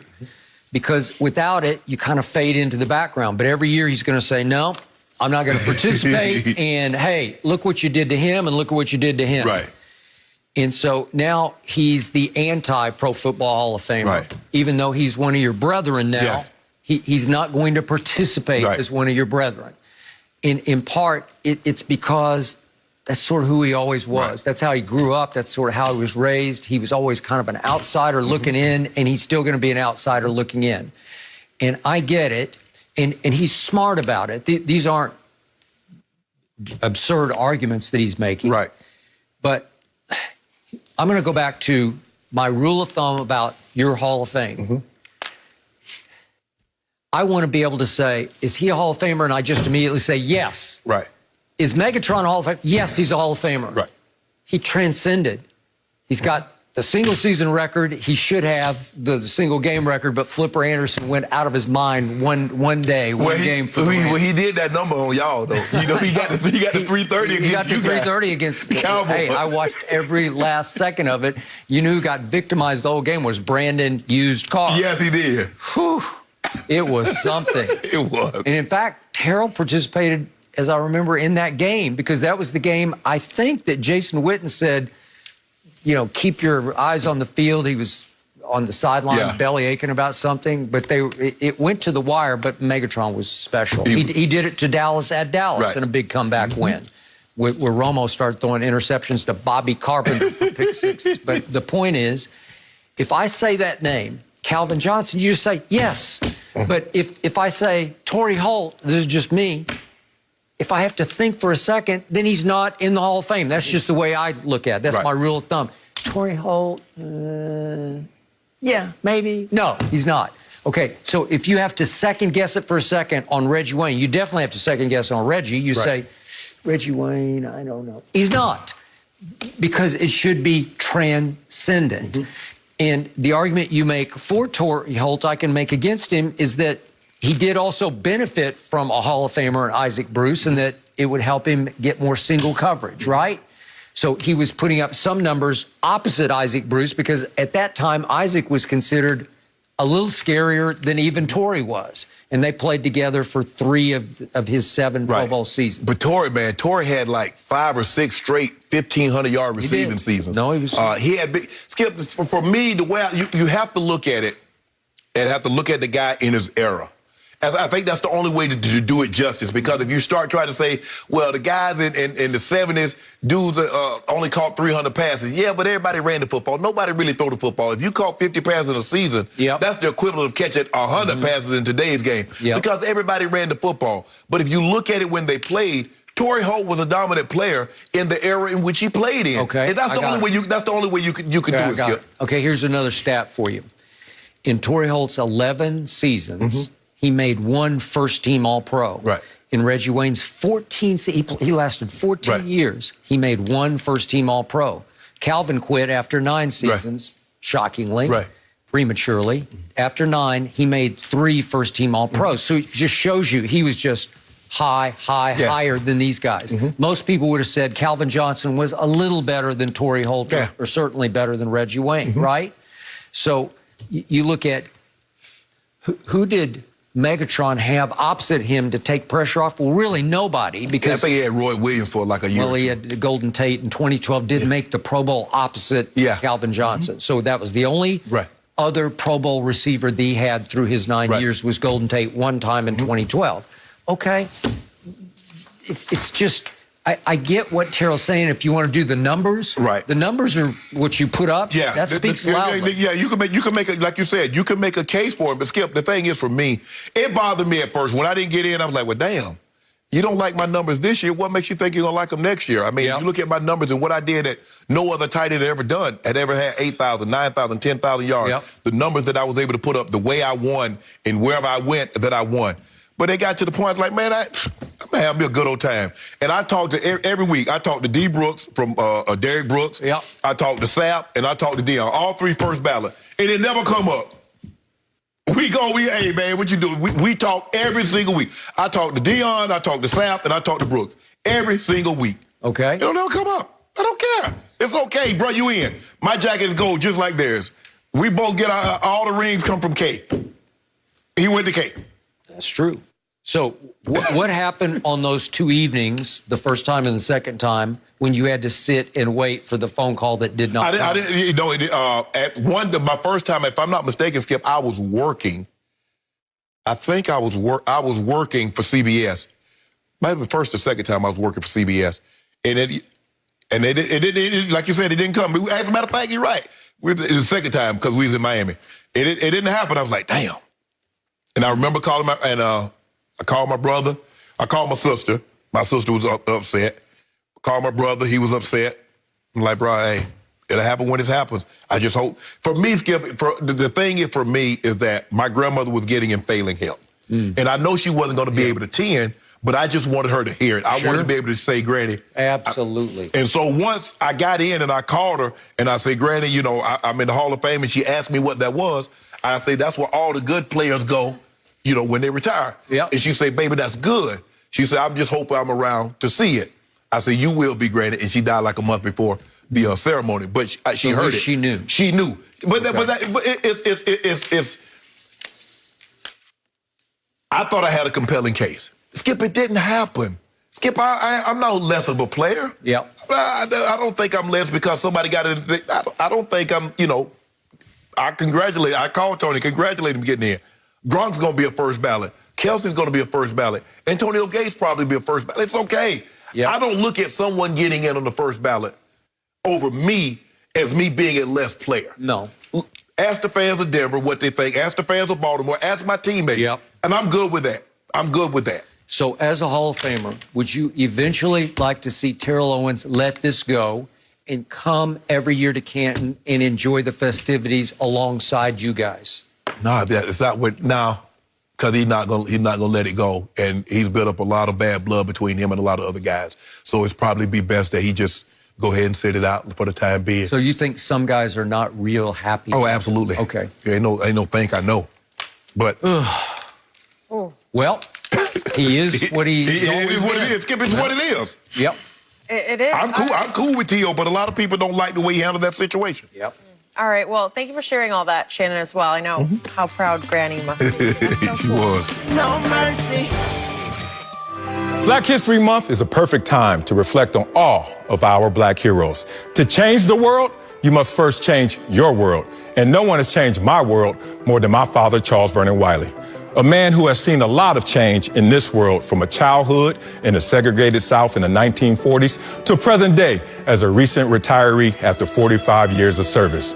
No matter what would occur over the years, my father would highlight what should always stay the same, which is the focus on family as your foundation.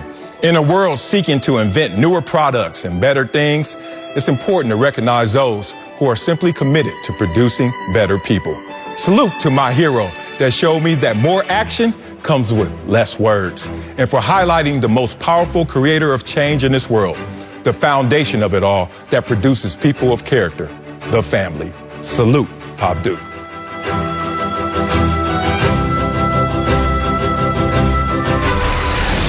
Well, the Lakers' 7-game win streak was snapped last night in Denver, but really a scary moment came late in the first half when Anthony Davis aggravated an Achilles injury and did not return. The initial diagnosis was a right Achilles strain, but the team says he'll get an MRI this morning.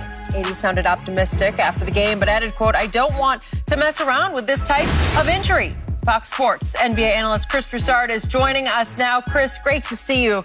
How concerned, though, should the Lakers be about AD here? Well, I mean, let me start, I guess, Jim, with the good news is that, you know, Anthony said that after yesterday's game, The doctors told him structurally everything looked fine. And they're doing the MRI today just out of caution. And we'll see if it's anything worse. But as long as it's just a strain and they think it's fine, you're concerned, but you don't have to take it to to 10 on a scale of 1 to 10. Obviously, if it's anything serious, I mean, it would be virtually a death knell for the Lakers' championship chances. I'd give them a small, very small chance if something was really wrong with AD. But they have to take their time with this injury. You don't want it to get serious. And I would let him sit out as long as it takes, 3 weeks, 4 weeks, whatever it is, for him to get the soreness out of that Achilles. Because they can't win the championship, or they have a very small chance of winning it if AD isn't healthy or is really out. The interesting thing is this is a continuation of what's been a really disappointing individual season for AD, in my view. I expected him to come off of this championship last year to really have more confidence and to take it to another level. I actually thought there would be a natural passing of the torch on the Lakers from LeBron to AD, and AD would be in the MVP conversation. But instead, his scoring is down, his rebounding is down, his block shots are down. And here's the most interesting thing, his free throw percentage. He's a career 80% foul shooter. He's shooting 71% from the line, and he's getting there a lot less than he used to. So it's weird what is going on with AD. I don't know how to describe it. And from the eye test, when I look at the games, I think he's playing really well defensively. But then the numbers analytically show you that the Lakers actually have been better with him off the court than with him on the court. Now, I'm not suggesting they're better defensively without him, but that's just a strange thing. Maybe he's not playing quite as good defensively as I thought. But I think AD, in this time that he is, resting his Achilles, he needs to think about why he hasn't been the player he was last season this year for the Lakers, and I think he needs to come back when he gets healthy and be more aggressive. I agree, Chris. I think if you look at it, if you give him 2 weeks, Skip, that'll take him to the All-Star game. You get that week off. So you're looking at 3 weeks. If he takes 3 weeks off to try to get as much soreness, because this is something that he dealt with in the finals.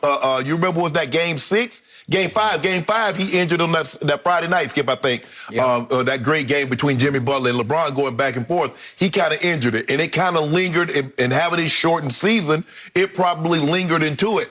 But I agree with you, Chris. They're not winning the championship. And LeBron, I don't know if LeBron can play the amount of minutes that it would take for him to drag them out of the West. He would have to go back to play those 42 and 43 minutes. He can't play that. He can't sustain 42, 43 minutes anymore. Maybe for 1 or 2 games, but to ask him to do that, like those overtime games, Skip, I don't believe he can do that and today. So I would take 2 weeks, knowing that's going to lead me into the All-Star break. That'll give me another week. That'll be 3 weeks, and give me a full opportunity to get this thing healthy, Skip. Because if you bring him back, and then guess what? He plays 2 or 3 games. He got to sit another week, plays 2 or 3 games. What are you actually accomplishing? You might as well just let him sit out, get it as healthy, as close to 100% as you possibly can, and bring him back. But then it might be something, Chris, he has to deal with, because he said Friday was the best he had felt in a very long time. And it was just one little step that caused the flare up, and here we go now, and we getting the MRI today to see the extent of it. Okay, my turn. I have observed, tried to study Achilles tendon injuries for years and years. I've talked to so many doctors. I have doctor friends. It's the most mysterious rupture in all of sports when you tear your Achilles tendon. But what my experience is that pain is a good sign with the Achilles tendon. He's having acute pain because he's got tendinitis that's led to tendinosis, and I know it gets complicated. They're trying to say tendinosis. I kept hearing this about Kawhi 3 years ago in San Antonio. He's got tendinosis of his quadriceps. Tendinosis. Yeah. Tendinosis. Okay, that means what?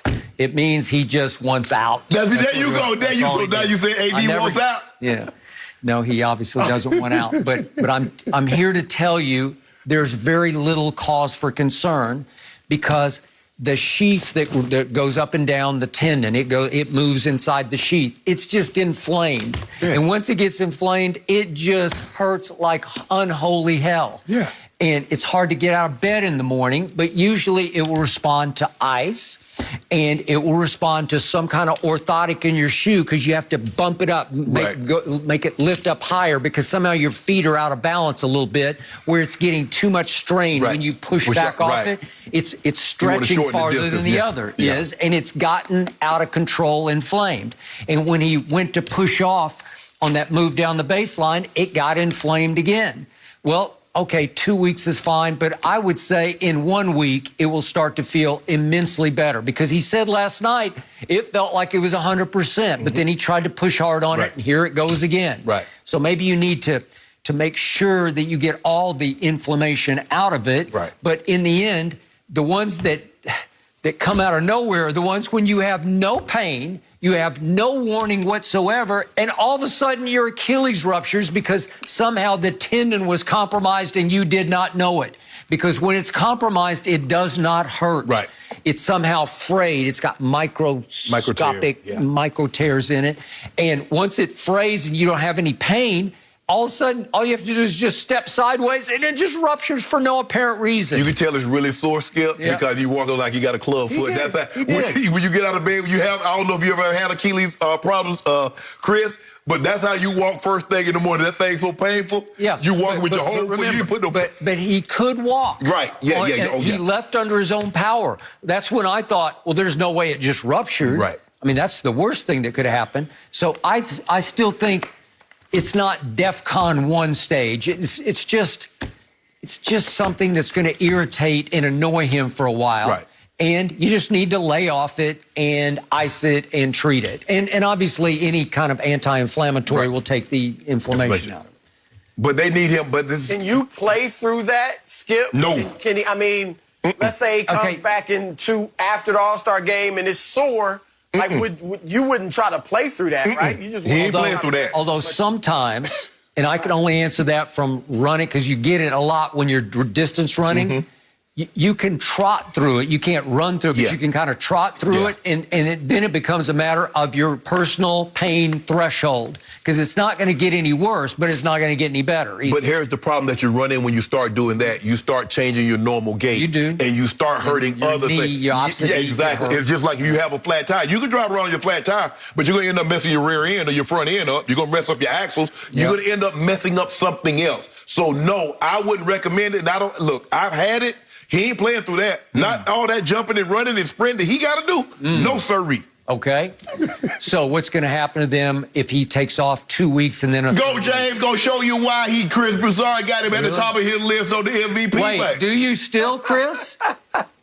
Do you? I do right now. You do? And here's why. I've got him slightly ahead of Joel Embiid. And hear me out. Obviously, Embiid's playing great.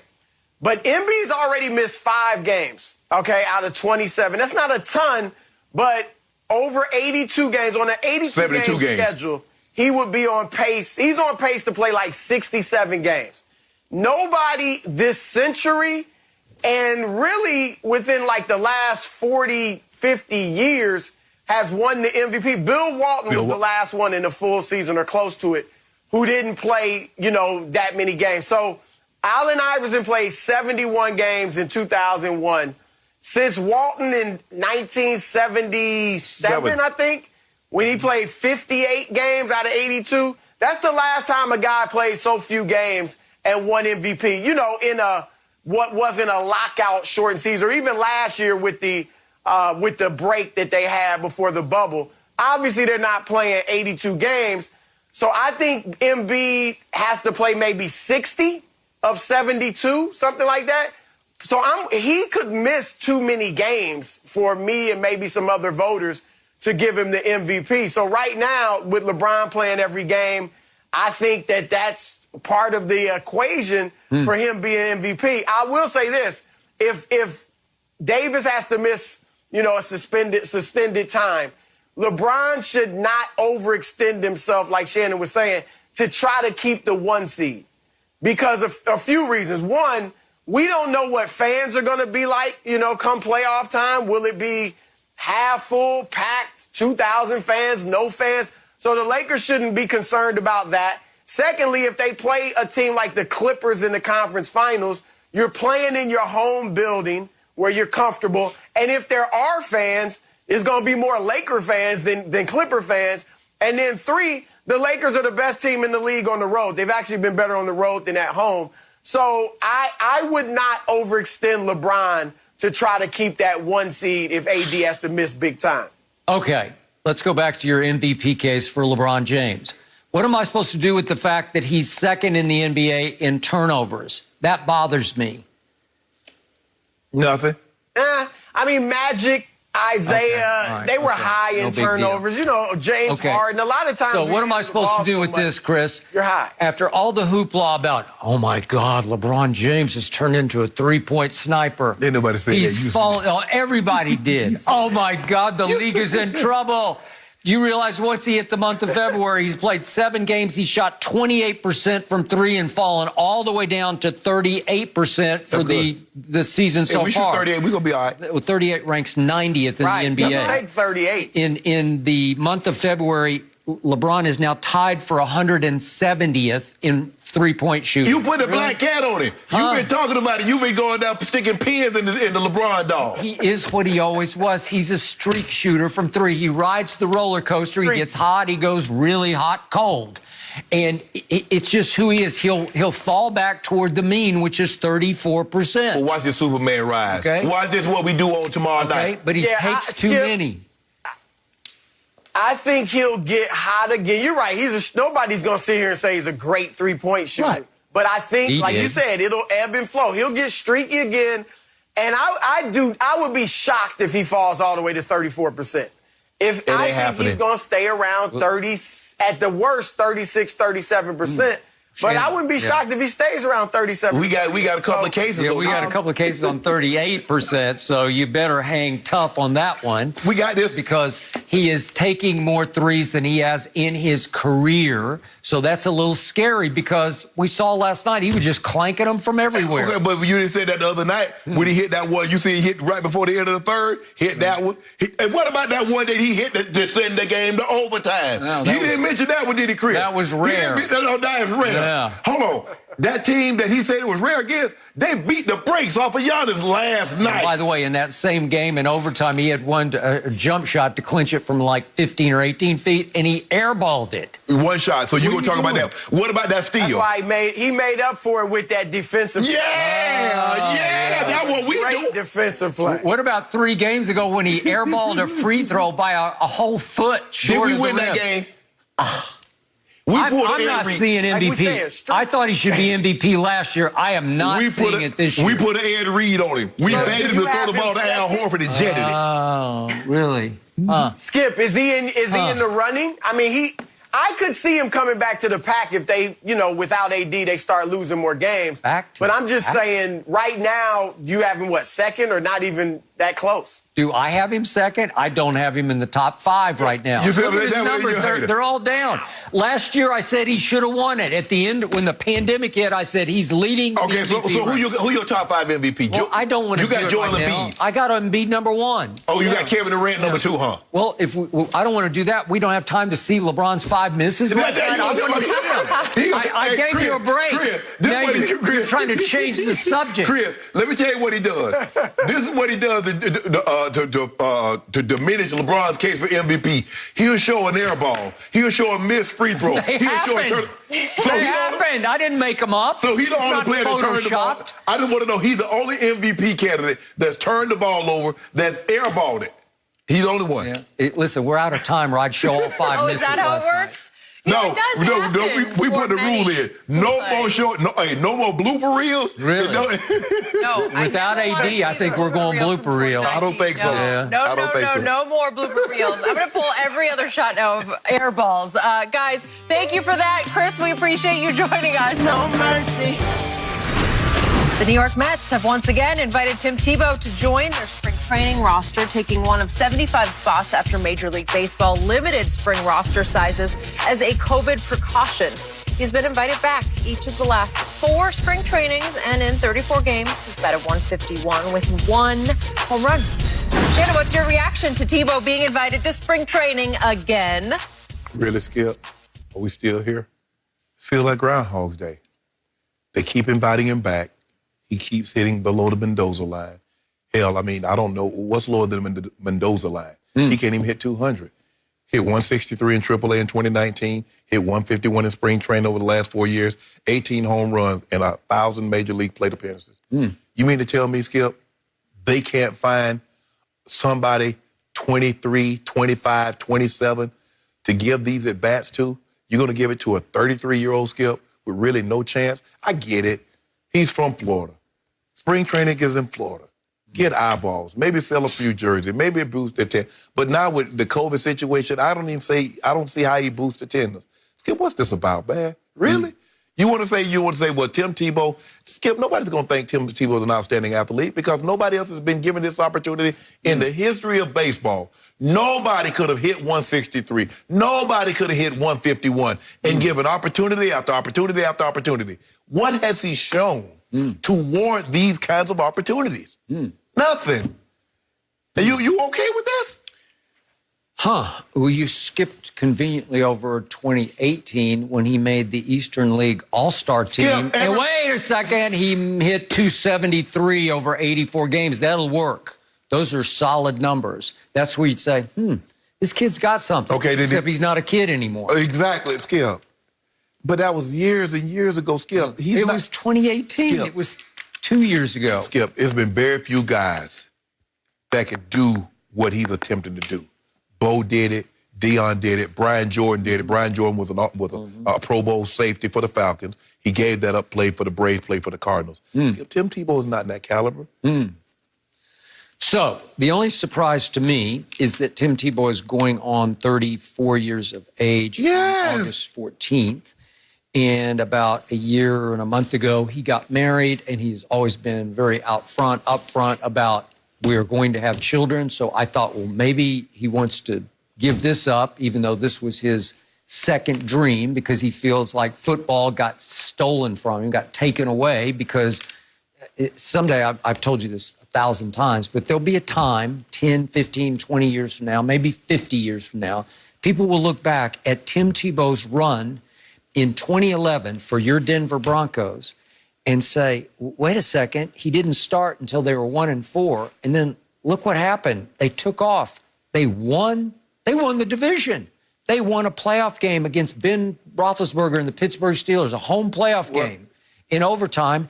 And then that was the end of him. He never got another chance to start another game in this league. Not another chance. How is that possible? Well, I don't know. He's too much of a distraction. He's too much this. He's too much that. He wears his religion on his sleeve. All those things add up to he just never got another chance. And it tore his heart out. I've talked to him about it. And he finally said, okay, well, if I can't do that, I'll try baseball because at least they'll give me a chance to play baseball, even though it's a long shot chance. Yeah. But how many guys you know? And by the way, he hadn't played baseball in 10 years. That's my point. Since he was a junior in high school, when he was really good as a junior in high school. But he didn't play his senior year because he concentrated on football, getting ready to play for the Florida Gators, obviously. And then he didn't play at Florida, and he sat out all those years. Who comes back at age 29 going on 30 and says, oh, I think I'll try baseball? Nobody does, because it would be too scary. Nobody could even pull it off. Because, well, first of all, I don't know how many people would have been getting an opportunity. Michael Jordan, I mean, he attempted. I mean, he was probably off. He hadn't played since high school. And that was 3 years of college, so 12 years later, he attempted it. But, Skip, I mean, if he hit 300, okay, fine. Skip, they're not going to let anybody hit 153, 151, 163 with all those strikeouts and get called and get an opportunity, still get opportunities. So at AAA, he was hurt last year and didn't get to play. No. Was he out there? Was he taking the bats? Well, he was trying. Okay, that's what we do. Finger injury that limited him. And they said, well, I've heard this from the Mets brass from the start. One of the great package of intangibles we've ever seen in any sport. Don't win no games in baseball. Can he hit? Can he pitch? Can he catch? Can he run? Can he run the base? All them intangibles. See, intangibles, that might work in football. Can he hit the ball? Can he hit for power? Can he hit for average? Can he field a position? Remember the ball bounced off his head? You remember that, Canseco? Yeah. All I know is there's another guy I wouldn't bet against. I bet against it. 2 outs in the ninth. 2 outs in the ninth for the New York Mets. Look at this right here. Yeah. Look at that. Oh, my goodness. What happened? I feel like a blind dog in a meat house. By all accounts, he's turned into a pretty good left fielder. Wow. Yeah. I can do that. Oh, well, you could do that. Could you do the rest of it? Skip, I can let the ball bounce in my head. Yeah, I can throw. You think you have a better arm than Tim Tebow? No, you do not. I got an equivalent of arm. No, you do Yes. not. He's got a big arm. Hold on, Skip. Look here, man. The man's in the outfield. Yep. The ball bounced off his head. Okay. Now imagine if I was a receiver. Imagine if I say I play football. I run a goal route. John Elway throw me the ball, and the ball hit me in the top of my head and bounced out of bounds. Do you think I'm a good receiver? No, you would not. How did he make the AA All-Star team? You understand, AA is where you're more loaded with prospects. A lot of AAA. And they had 5 players, and every team had 5 players make it. Okay, did they? Yeah, they sure did. He had 5 teammates to make it. 273 in 84 games. That'll work. That's got some future written all over it. Man, he ain't hit 270. He might have weighed 270, but he ain't been to 273 since, has he? And I didn't say 8 games. I said 84 games. I said, has he hit 273 since? If you combine his 2 averages, it ain't 273. Then we don't do that. Last year got canceled. No. Okay, so he's only played 1 injured season since then. Sorry. No. So all I wanted was, does he really want to go back to Syracuse and AAA and ride the bus to Buffalo and to Lehigh and to Rochester? And it's yeah, tough. because he's taking up a seat for somebody that should be in that seat, riding to Scranton and Wilkes-Barre and Syracuse and Rochester. Did somebody take his place who beat Ben Roethlisberger in a playoff game? Somebody took Nick Foles. What Nick Foles doing? He had a great run. Trent Dilfer had a great run, won 8 games. A minimum of 5 games. Do you know Trent Dilfer has the highest playoff win percentage, a minimum of 5 games? Yep. And in the Ravens, they discarded him. It happens. So don't make it seem like what happened. Who won a Heisman Trophy in college football? Whoa. Talk about. Don't try to make this situation unique to Tim Tebow. There have been a lot of guys that have won Heisman trophies and not been good in football. There have been a lot of guys that tried to play another sport that has not been good. You remember Too Tall Jones tried to box? You say you went down to New Mexico. That little dude beat the brakes off Too Tall. I was there at ringside, Las Cruces, New Mexico. Yes. Jesus Meneses. Yes, and little dude by 5'7", beat 6'9", had him hanging outside of the ring. And your point is? That's my point. Just because you good at one sport doesn't mean you're going to be good at another one.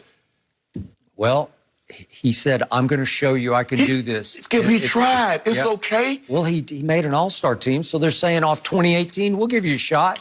He deserves it. He earned it. What about cornhole? How many guys could go 10 years without even touching a baseball bat and suddenly hit 273? What about cornhole? They got things. He tried that. I'll be his partner. What about the disc? You know, they put the disc in the little thing. I'm thinking about doing that. Yeah. Yep. How did Tim Tebow never get to start another pro football game? Easy. He wasn't skilled. First of all, look, he had an opportunity. If Skip, he went to Coach Belichick. He went to Chip Kelly, who's the RPO. He designed that offense. Yeah, and I thought he played pretty well in those preseason games. No, he didn't. Because I came with your old show and say he ain't making it, Skip. He bad. And the guy said we would go out and find somebody else other than keep him. That's what Chip Kelly said. Now, he said that. What happened when they gave him a chance in Denver? Great things happened. They gave him an opportunity? Yeah. Skip. Do you realize in the last 5 minutes of games in 2011, he had the #1 QBR in all of pro football? You cannot practice where you tell the defensive guys, don't break on the ball. Just let them catch it. You can't do that. You can't tell Not a practice player. Never was. Skip, how am I supposed to run an offense? How am I supposed to put stuff in there if I don't practice? What happened on Sunday? Oh, my God. So just tell the other guys, just stay home. Because we can't practice because Tim Tebow can't. Do you remember those games? Oh, do you remember what he did to the Bears at the end of the game? Remember what he did to Rex Ryan's defense at the end of that Thursday night game? Whew. Skip, I can't believe it. Remember what he did to Mike Tomlin's defense in overtime? Do you remember? Skip Bayless, the excuses that you make for Tim Tebow. I don't make excuses. I'm just spitting facts. You've never, ever made in the history, you've never made these excuses for any other player. He is a rare performer. First of all, Skip, normally if guys can't practice, they won't even let you get on the field. How can I put you in the game if you drop everything I throw it? If you fumble the ball every time I hand it to you in practice, if you blow your assignment on defense, how am I going to put you in the game? They put Tim Tebow in the game even though he was throwing balls 50 yards, 40 yards. Did he win? Did they come back and win the division from 1-4? Was he much better than Kyle Orton? Yes, he was. So what happened when he went to the Jets? I don't know. Rex Ryan, according to Tim, promised him he would get a chance to start games, and I don't know where Promise that went. is a lot of pie crust. Win a job. Yep. Okay. You ain't nobody promise you nothing. I promise you will get an opportunity, but you got to show me something.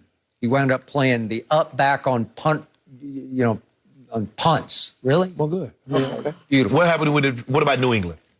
What happened there? Well, he was just there for like a minute. Why was he only there for a minute? The guy that drafted him. Well, Hold on, Jenny. Was he going to beat out Ryan Mallett for the backup quarterback? Ryan Mallett, 6'6" You mean to throw rockets? You mean to tell me that's what you call him, Snake? Josh McDaniel drafted him in Denver, but all of a sudden don't want him 3 years later in New England?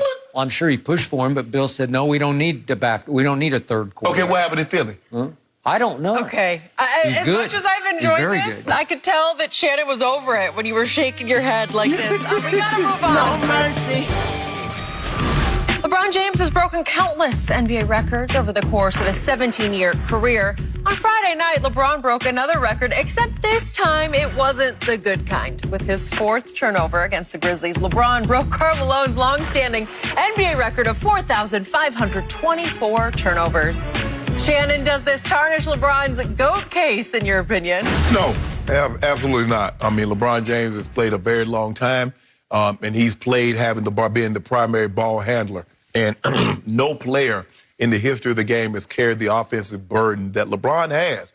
Not only just scoring the basketball, but also facilitating the offense for others to get involved. And LeBron will attempt passes that probably nobody else would have attempted. So, no, it does not tarnish it. He's a great passer.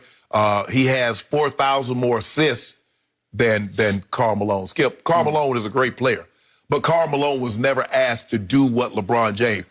John Stockton ran the offense, and what he did was Karl Malone filled the lane or got his butt down on the block. Well, LeBron James is actually running the offense. He's asked to do what John Stockton did for Malone, and then on the flip side, he's asked to do what Malone did, which was score the basketball. So, no, this does not in one iota diminish the GOAT James. He's still the GOAT and going to be the GOAT. Shannon, you got to face up to this. This is yet another final nail in your quote-unquote GOAT coffin that you try to build for LeBron James. Let's look hard at this. Let's go back to the real GOAT, the true GOAT, Michael Jeffrey Jordan. So LeBron has averaged over his career 3.5 turnovers a game. Yeah. Yet Jordan only averaged 2.7 turnovers a game. But Jordan never had the ball in his hand as much as timeout. Would you believe that Michael Jordan led the NBA in usage rate 8 times in 13 Bulls seasons? 8 times he had the ball in his hands more than anybody did. He wasn't doing anything but dribbling and shooting. Oh. How many times is it in his hands? Yes. How many times did he lead the league in assists? Okay, well, the point is he's got the ball in his hands, and it's capable of you can knock it out of his hands. You could turn it over. And yet LeBron has led the league in usage rate 1 time in 17 seasons. So 8 versus 1. And by the way, if you look at LeBron's highest usage rate, it only ranks 6th on Michael's usage rates. So, wow, wait a second. So Jordan had the ball in his hands way more than LeBron, but LeBron is turning it over at a record rate. Let me ask you a question. How many times did Jordan lead his team in assists? Well, he still averaged a lot of assists for what he was doing. He averaged like GOAT. Well, wait a second. Michael Jordan led the league in scoring 10 times to LeBron's 1 time. Skip. 10 times? Jordan averaged 27 points, 30 points a game. LeBron's at 27. But LeBron averages more rebounds and more assists. So, in other words, LeBron was asked to do more. LeBron, I need you to get me them 27, but I also need you to give me 8 assists. But while you're at it, can you grab 13 rebounds also? They didn't ask because, remember, he had Rodman to do all the rebounding. He had Scottie Pippen. In those championship years, Scottie Pippen led the team in assists. You do realize that, right? Well, you do realize LeBron James, as we speak, is second in this league in turnovers. And on a nightly basis, I watch him, and they're so careless. He'll dribble it off his foot. He'll just throw it out of bounds. He tries things that are just careless attempts at a pass. And slowly but surely, it caught up with him. And now he set the all-time record. He set a lot of all-time records. He's going to put it way out there, but I tell you what, another record he's going to have, too. He's going to have all the points, too. He's going to have Kyrie. And we're going to be sitting right back here in about 2.5 years, and I'll be sitting right across from you at this camp. Remember, I told you what the day it is. February 15th at about, almost 9 o'clock. Yeah. Hey, Skip, remember I told you the LeBron James. 21 years. No, it's not. I bet you it don't take no 21 years. Yep. We're going to get this thing in 20. We're going to tie Kareem, and we're going to put it out there because we're going to play by 22, 23. We going 40,000. 40,000, 10 and 10. And it might take 40,000 more games than Michael Jordan played, because that's the pace you're on right now. It's not my fault. My guy takes care of himself. Yep. My guy sleeps in the hyperbaric chamber. My guy takes great care of himself. It's not my fault. My guy did not turn the basketball over. He scored it. Skip, you know your guy wasn't asked to facilitate the offense like LeBron. Why you do average that? Like 6 assists a game. And could have averaged 12 if he'd felt like it. No, so LeBron could have averaged 35 points if he felt like it. Well, could he? Yeah, exactly. Could he? Missing the free throws that he missed. How many triple-doubles your guy got? My guy got almost 100. How many triple-doubles he got, Skip? My guy's got 6 championships with 6 MVPs and no losses. We about to be 5 for 5. Period. We about to be 5. Yeah. Then what you gonna say? What is it? It's going to be hashtag eyes on 5, right? We can steal eyes on 5. That's what the hashtag is. Eyes on 5. No mercy. Patrick Mahomes has pulled ahead of Aaron Rodgers as the MVP favorite for next year. According to Fox Bet Sportsbook, Mahomes has lost out to magnificent seasons. First Lamar Jackson in 2019 and then Aaron Rodgers in 2020. Shannon, do you agree that Mahomes should be the favorite? Skip, Mahomes is about to be like LeBron. I mean, he's going to be the favorite, basically in contention every single year. It's hard to repeat. I mean, the last repeat MVP we had was Peyton, if I'm not mistaken, Skip, 08-09. He also repeated in 03-04. But it doesn't happen often in the NFL. Joe did it 89-90. Jim Brown did 57-58. Skip, it doesn't happen often. So with that being said, I think, he's going to be in contention every single year because he's going to put up a ton of yards. He's going to throw for a ton of touchdowns. So, yes, he's going to be I don't know how, but I guess the law of averages says he's not going to repeat. This is funny to me because I don't care. Let Mahomes and Aaron Rodgers fight out for regular season MVP because the GOAT should be the favorite to be the Super Bowl MVP next year. You know it, and I know it. And what happened to Aaron Rodgers in the fourth quarter against the GOAT? He was a disaster. Yeah, he wouldn't. What happened to Mahomes in the Super Bowl? He couldn't even get it in the end zone against the GOAT. No, it wasn't against it. It was against the defense. Okay, Stop talking about the GOAT. But again, they're head-to-head, and what happened? He couldn't even score a touchdown. Skip, so let him be LeBron. You know how it goes, Skip. I mean, you would think that the Bucs won the Super Bowl, they would be favorite. But it's always somebody else. They're like the third favorite. It happens. But if you're going to put some money down, you might as well put it on old baby goat. Baby goat right now. Baby no touchdown goat. We had to end the show with a Okay, your day coming, though. Shannon, that is it for Undisputed. Great stuff, guys. We're back same time tomorrow morning. The Herd is on right now. Have a great day.